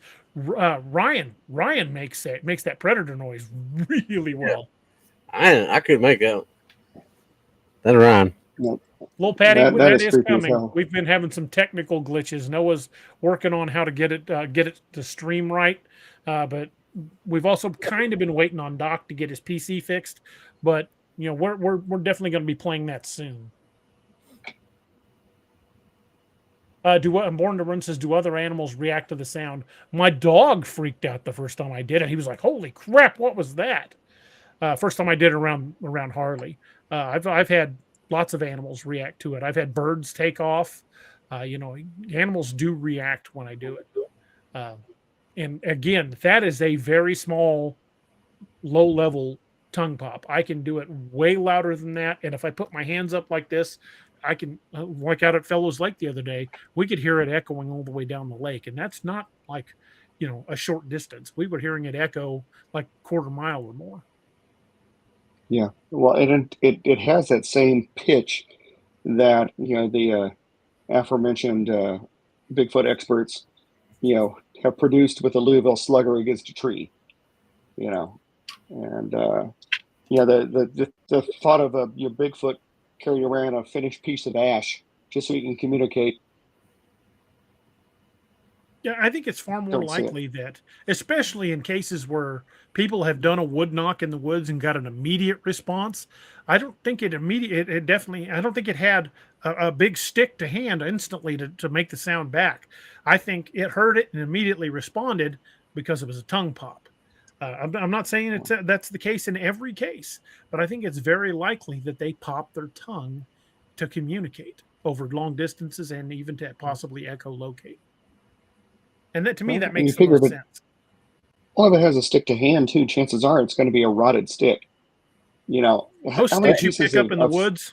Yeah, I've made that same argument to people who want to argue with me. Oh, they're all.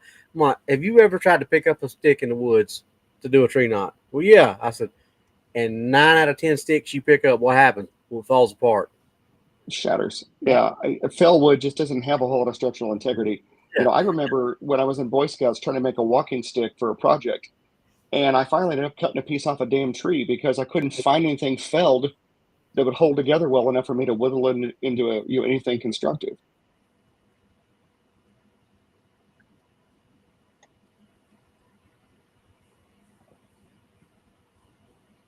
Abby House says, from now on, I'm calling a tree whacker a possum whacker, aka the Spencer whacker. The Spencer whacker. The connotations for possum whacker are just too many to mention, aren't there?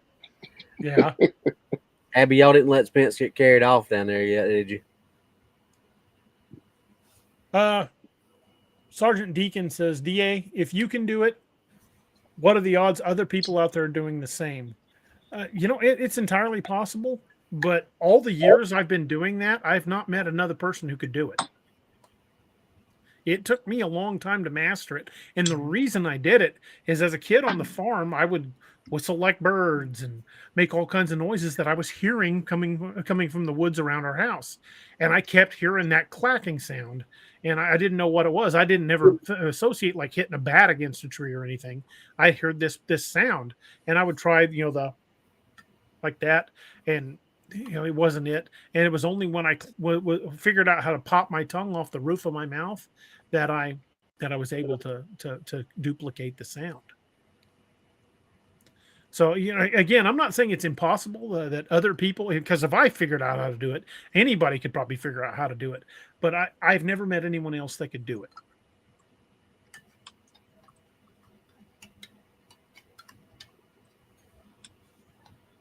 Um, 3D Havoc says, why can't Bigfoot whistle? Too many crackers. I'm sure they can whistle. In fact, I'm sure they're very good at mimicking sounds. Hey, Sentinel's in the house. Sentinel! Woohoo! Sentinel, 6 gun, whatever it's going to be, right? 6 killer. 6 killer, that's right. Sorry, my bad. Misty's got a good point. Says, I agree, Deacon. I always wondered if some of the wood knocks people here at night are coon hunters knocking on a tree to make a coon look so you can find their eye shine. We do it as coon hunters.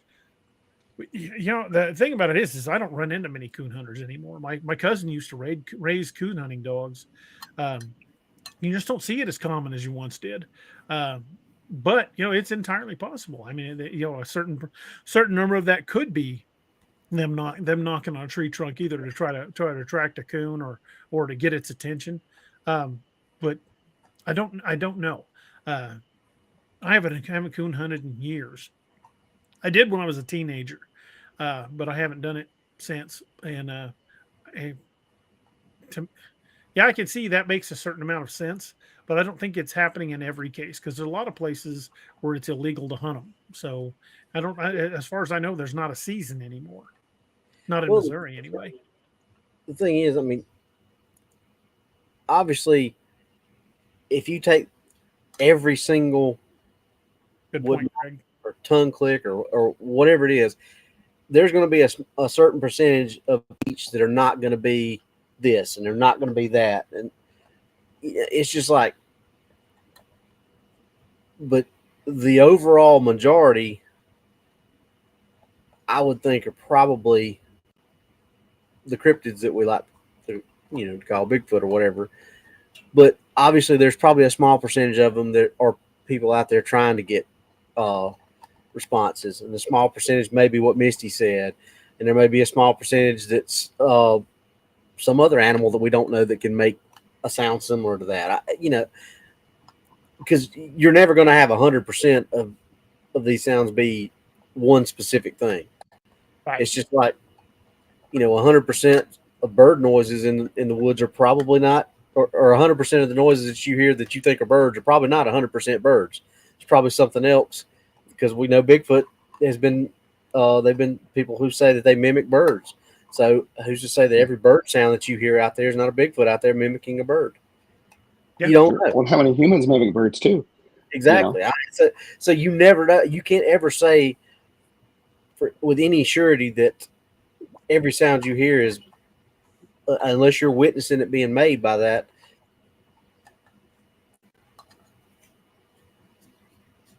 Well, and sometimes it's not intentional, mimicry either. When my grandfather was in World War II, he was stationed in Guam in the Philippines, and this one particular assignment he had, he was out in the sticks, and there was this big tree down the middle of the company road, and they had a quote unquote bird up in this tree, and they noticed that the bird would start calling a certain call about 90 seconds or so before an air raid would hit. And so they had like this advanced warning of the zeros coming in because of this thing. And to them, it sounded like the bird was saying, fuck you. They used to call it the fuck you bird.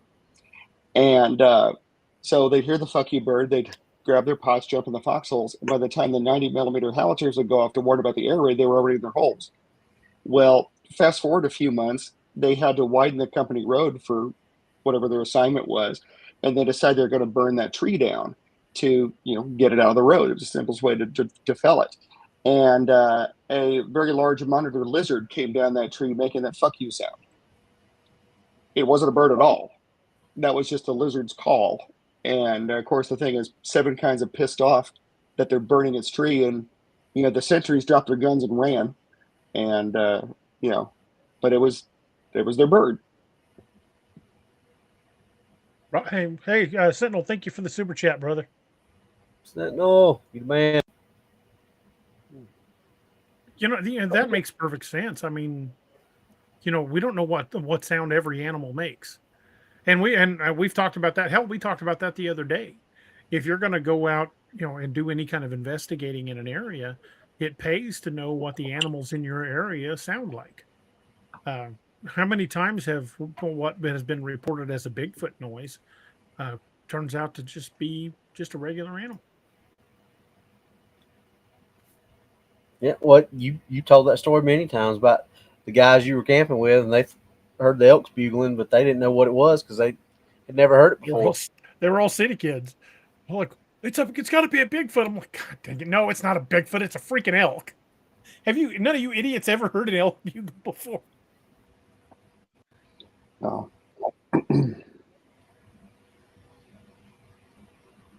But also, if they're trying to go unnoticed, maybe Bigfoot use certain calls. I mean, we've all heard of the 500-pound owl. Maybe they use certain calls in certain areas because they know that animal's not going to be there to make that response. Like when Johnny was in a LBL with you, Robbie, he made an owl call for a type of owl that isn't indigenous to that area, and then got a response every single time for an owl that does not live in that part of Tennessee. And it was pitch perfect the first 2 times, and the third time it wasn't. And then we had the 3 knocks or tongue clicks or whatever it was right after that. E.D. Testerman says cougar, bobcat, and coyote can sound like a woman screaming. Animals can make some terrifying noises, especially if you're not prepared for it. Yeah. First time I heard a deer scream, I was just freaked the hell out because I didn't realize they could make a noise, first of all. When I was a kid, I didn't believe rabbits could scream until the first time I heard one getting killed by a dog, and it let out scream bloody murder. Yeah. Ryan Looks like Barber it's says, the. elk doesn't keep people through the commercial breaks.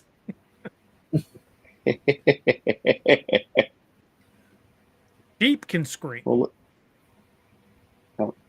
Yeah. A lot of those damn animals can make goats some they show pretty on TikTok. terrifying noises. Do what? Those damn goats they show on TikTok. They do that. But a lot of animals can make sounds that you don't expect, and that's, to me, that's key, is understanding what the animals in your area, what sound, becoming familiar with the animals in your area enough to know when it's not one of them. Misty Haynes says, I had a 500-pound owl with a smoker's lung come up to my tent at Daniel Boone. I could hear it smelling behind my tent, get mad, and then it started scrambling around, huff, and then go to Debbie and Larry's tent. Yeah, exactly. Yeah, it's commonly known. Well, I don't know if I could say commonly known, but it's reported a lot that they've heard, the 500-pound owl, or they've heard Bigfoot make other noises. The Native Americans have talked about hearing babies crying in the woods to draw them away from the fire. We have no idea what noises they're capable of mimicking. I mean, look how many people can mimic sounds. The guy from Police Academy comes to mind. Michael Winslow. Yeah, Michael Winslow. That guy was freaking amazing at the sounds he could make. But that's just a human with a vocal range. We can adapt. We can learn to make other bird calls. I mean, look at people who can make turkey calls, or hog calls. They're people that are very good, become very adept at making these sounds. So why wouldn't they? Especially if they have similar vocal construction. If their throat and their vocal cords work in a similar way. Jeff Yarrington says, I've heard 500-pound blue herons.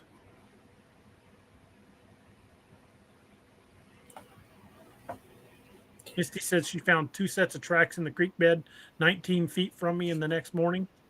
And exactly, those weren't owl tracks, obviously.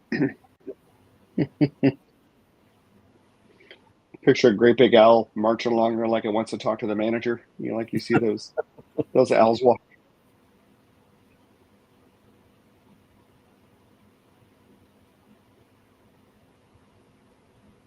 Little Bree says, DA, really like the new moving screen behind you tonight. Pretty cool, buddy. Interesting topic tonight. Thank you. That the screen, the video behind me is made by my buddy Adam. He does a fantastic job. So thanks, Adam. Appreciate you, bud.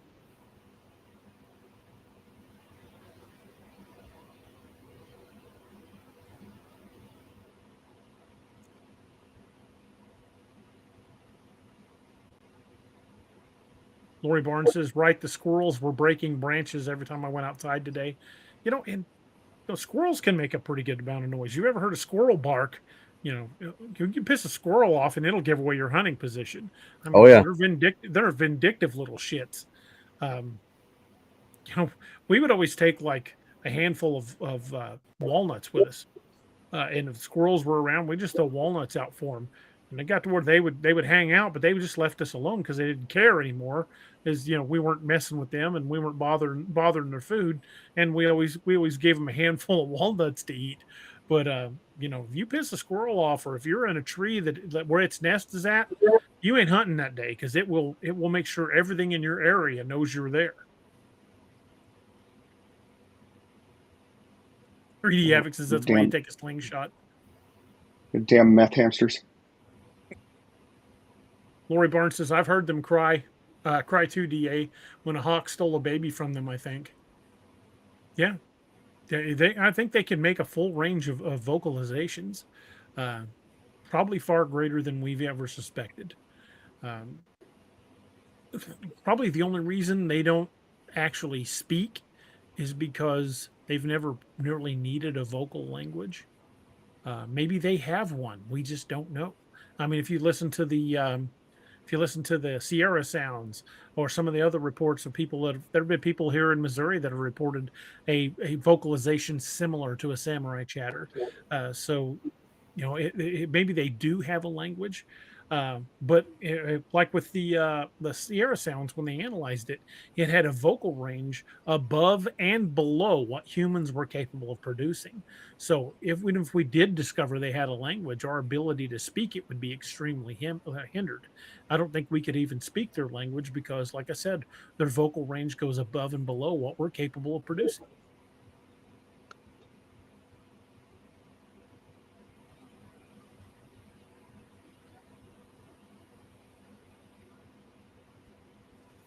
Lyle McThompson says, I acquired the new Ruger LC carbine in 45 ACP. If wonder if it'd be big enough. I don't know. And I can't say for sure. Like I said, again, many times we've said this, they're no experts in this. They're no experts on any of this. But I would guess it would all depend on where you hit it. I would, if I had to shoot one, if I absolutely had to shoot one, much like Doc and Steve have talked about, I would aim for big arteries in the neck, inside of the arm, on the brachial artery, the inside of inside of the thighs, the groin. You hit one of those big arteries, I don't care what you are, you're still going to bleed out. It might, depending on their volume of blood, it might take longer, or if they've got a higher blood pressure, it might even take less time. But those big arteries are stoppers. You may not necessarily be able to take one down with a direct chest shot. It's simply because of the density of the bone and the muscle.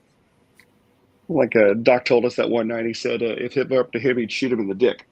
Because you got a good chance of hitting either one of the femoral or iliac arteries, and it's going to bleed out.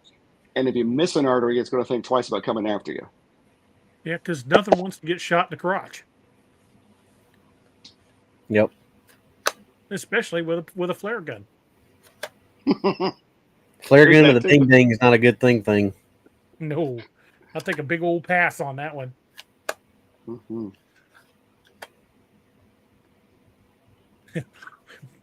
There we go. You see this? Brian said, by the way, another account, so keeping my word, trying to get you to 10,000 for that giveaway. Thank you, brother. Appreciate it. It is after 10. Let's go ahead and give that book away. Noah, do you want to roll that beautiful bean footage for us?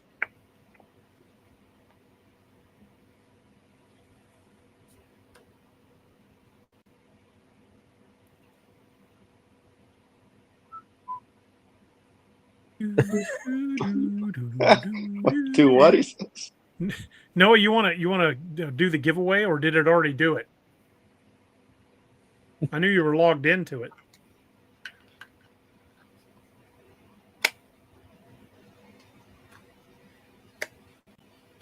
Okay, I think I either broke Noah or he's trying to figure it out. Robert Miller's right. Closest we can get about taking down a big animal, compare it what it takes to take down a bear.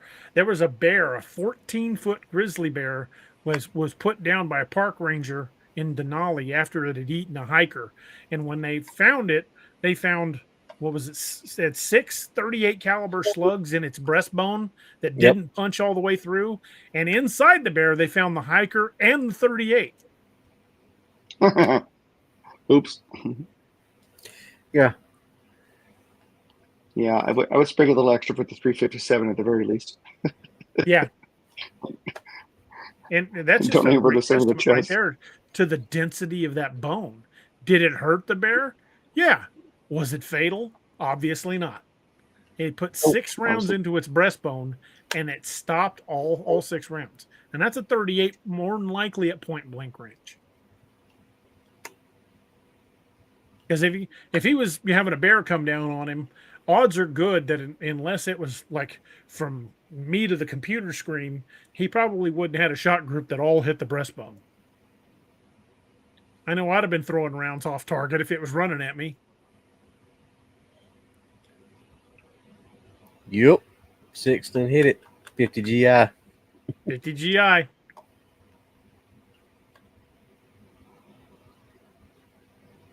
Smelton 404, where are you at? This is what Noah was saying. Is that who won, Noah? Looks like it. Yep. That's the lucky winner. Smelton 404, if you're still in the house, give us a shout. Pop a, say something in the chat.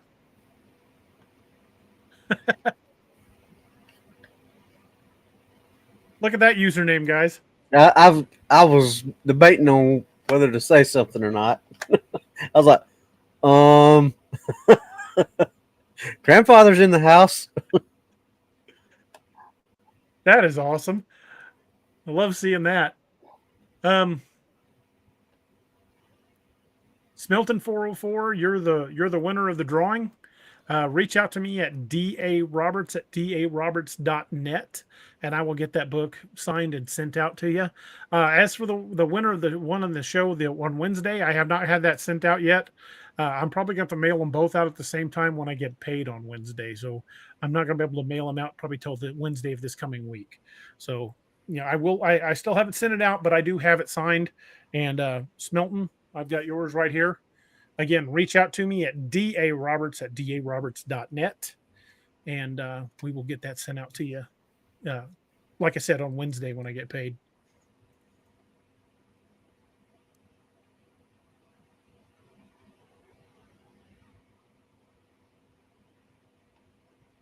Oh yeah, I'm still chuckling about this one.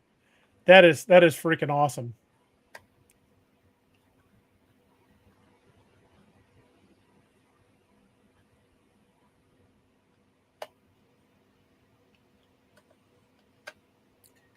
Yep, that's a true fan right there.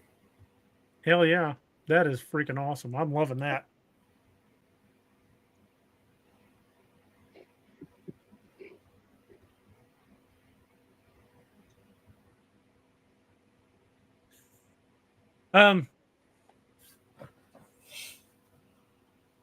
Benny Van was wanting to know if you still have your tinfoil hat, Steve.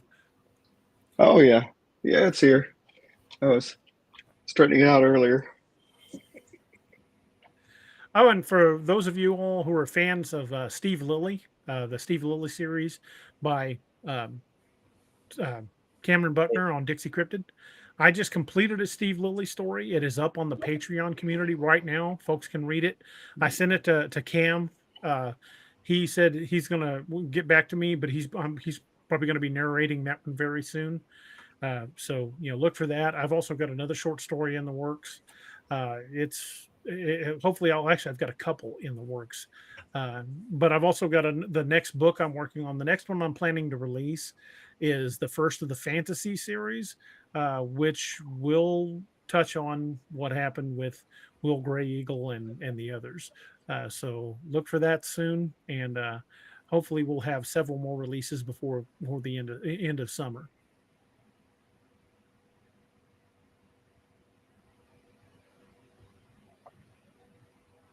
Well, thank you very much. I really appreciate that. I'm glad you enjoy the books, man. Thank you so much. And the Jay Matoska name, I love that. That is absolutely fantastic.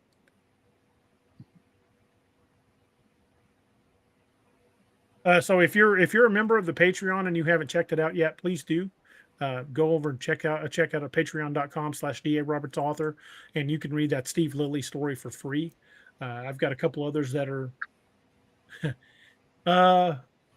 Roxanne says, is Steve going to hook up with Sarah? That'll be up to Cam. I'm not affecting Steve's love life in any way, shape, or form. But I'm hoping that Steve likes the direction I took this story, because I would like to involve Steve Lilly in the big blow up that I'm building for in my series.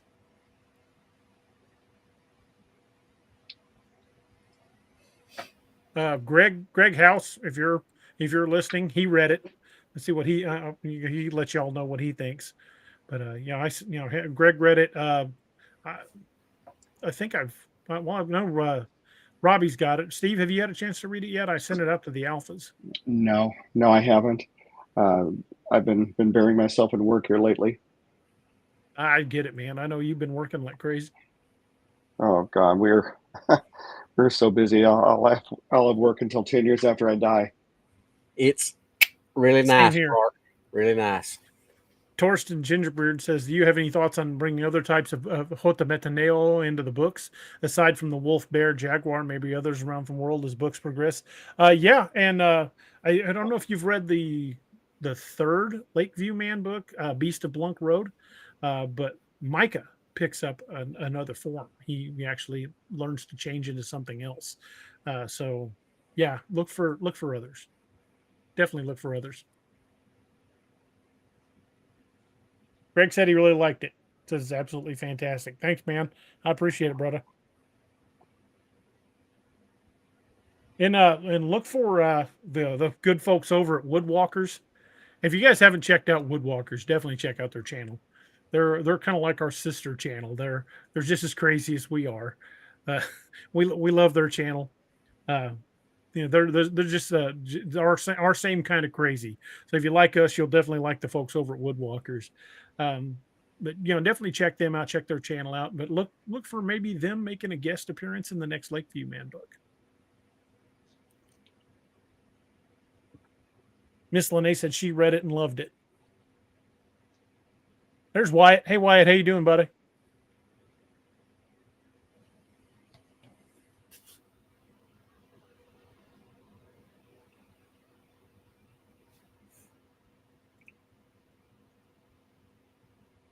Thorsten, you're absolutely correct. That is the other one that Micah picked up. Gary Lowe says, heading out, guys. Great show. Got to get some sleep. 4 a.m. comes really early. Dude, get some rest and be safe. Lori Barnes says, how did you say we could read it? You can read it on the Patreon. If you're a member of the Patreon community, it's up there. You can read it. I put up a lot of short stories on the Patreon long before they're ever published. Other than Cam doing this Steve Lilly story, it won't see print for probably 6 months to a year. I don't do a collection of short stories, but about once a year. And I just released one. So it's going to be a little bit before I've got enough short stories to release another compilation. Torsten says also, thank you for pronouncing Hotametaneo. It's yeah, I wasn't sure how to pronounce it either until I heard someone else pronounce it, and I'm like, oh, well, that makes sense. I was saying it wrong. Hotametaneo, with kind of that little glottal stop is an extra syllable. Hotametaneo.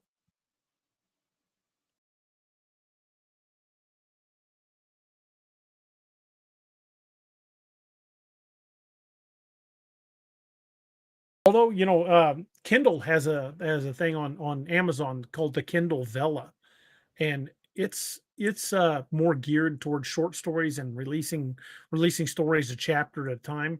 I may look into starting to release short stories on Kindle Vella. That's something I haven't ventured into before, but I may look into that. That might be a way to release short stories quicker. That's not a bad idea. I think I will look into that. So Noah, do me a favor, write down the name of the person that won the book. Because if they don't reach out to me this week, we'll give them on Wednesday's show. We'll give them another chance to reach out. Hopefully they will. But if we can't get a hold of them, then we'll have to either draw again or keep trying to get a hold of them. So write down their name for me, because I know it's already passed, and my memory, I already forgot.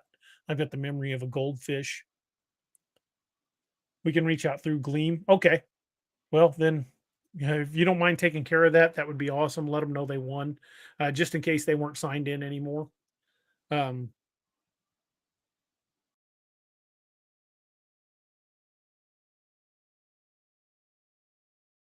Oh, I think Jay Matoska is them. Oh, okay. So they all right. I got you. I didn't catch that earlier. Sorry about that. I'm a little slow. No, I didn't either until just now, actually.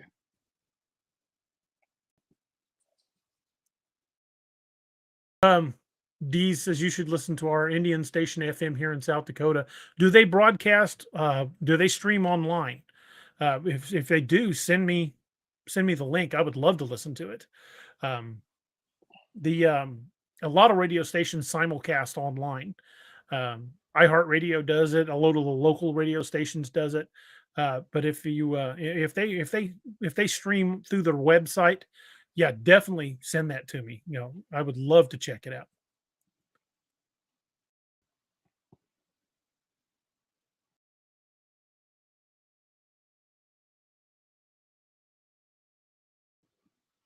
Arlen said Apex #1. I thought Gray Eagle would be the first to become an eagle. I've got plans for Gray Eagle. You'll see. There's something. There's definitely something coming. If you guys haven't heard the newest audiobook that Cam released, check out Dixie Cryptid's channel. The audiobook for Codename Wild Hunt Operation Blood Eagle. Yeah, the full audiobook is up. You can listen to it for free. Would definitely love for you guys to check it out. Let me know what you think. He has currently, by Cam, he has Apex Predator 1, which is Wolf Moon, 3 of the Codename Wild Hunts, the first 3 in that series, and he's now working on the first book in the Dark Frontiers series. But eventually, hopefully, Cam will do all of them. So that would be great. But if you want to hear any of the Wild Hunt books for free, all narrated by Cam Buckner, you can do so over at Dixie Cryptids here on YouTube. Except for the newest one, he doesn't have book 4 out. He's got the first 3 in that series.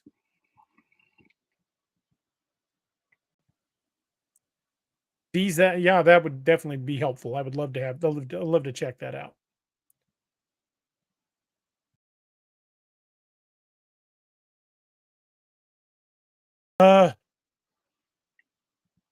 Well, congratulations to the folks tonight who won our giveaway for the membership to the channel, and congratulations to now Jay Matoska for winning the book. So shoot me an email and I'll get that out to you. Like I said, I'll get that out to you by Wednesday. I'll get you out Wednesday of this week when I get paid, so I can get those mailed and taken care of.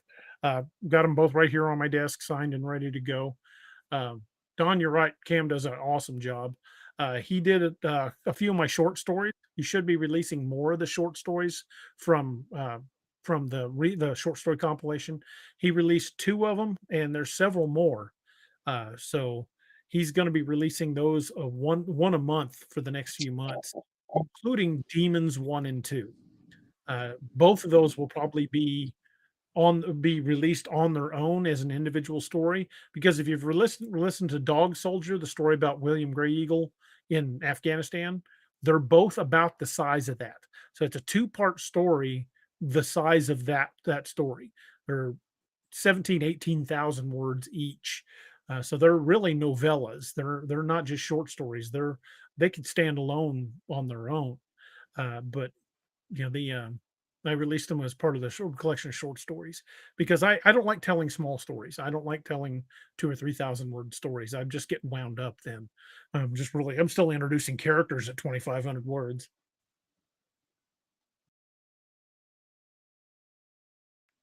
Robbie, I think you lost your sound again. Yeah, I can't hear you. That's twice. Holy crap. Yeah, Robbie's like, God. Well, I guess Robbie will be right back.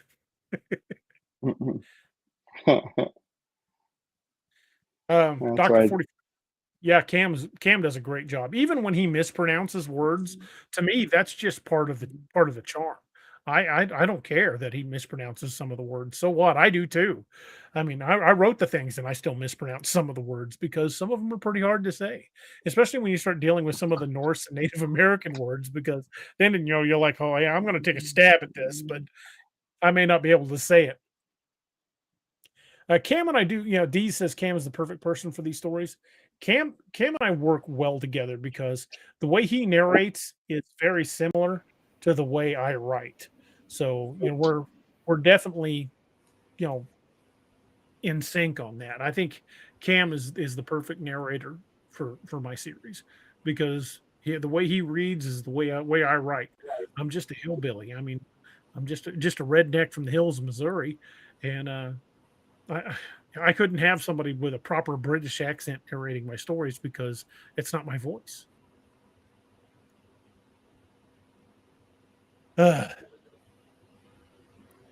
Well, y'all, we are again, congratulations to the folks who won tonight.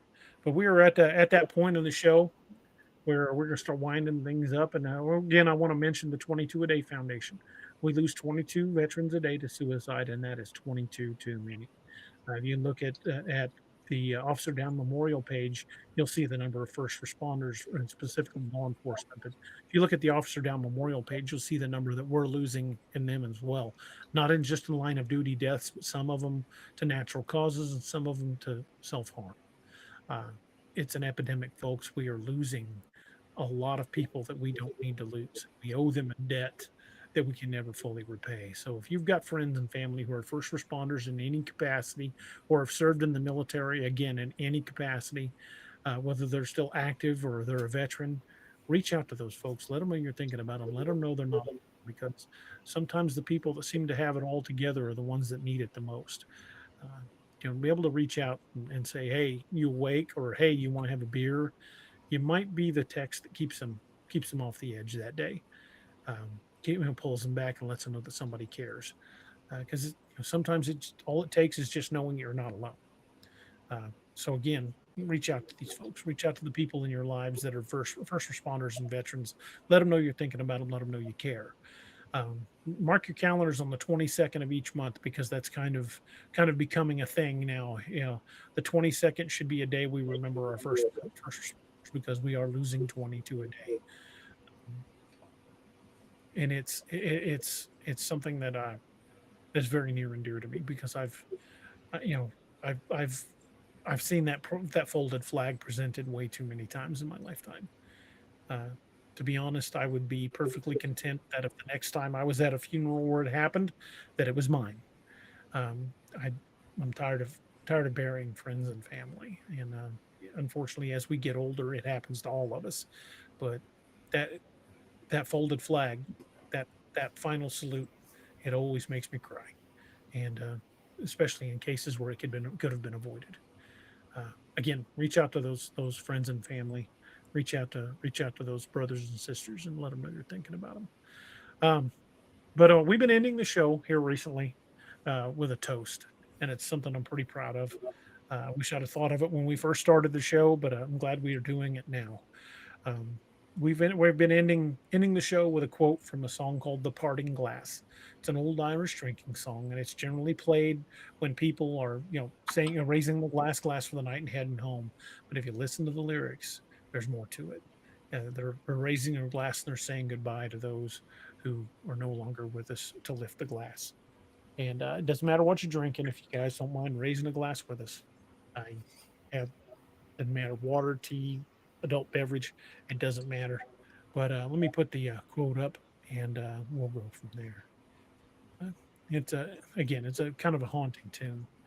The quote says, "But since it fell into my lot that I should rise and you should not, I'll gently rise and softly call. Good night, and joy be to you all." Good night, everybody. Thank you for everybody for being here, and congratulations to our winners.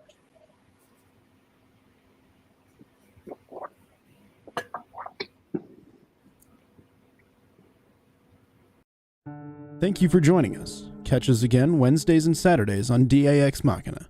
A special thanks to all our channel members and Patreon supporters. Please make sure to like, share, and subscribe.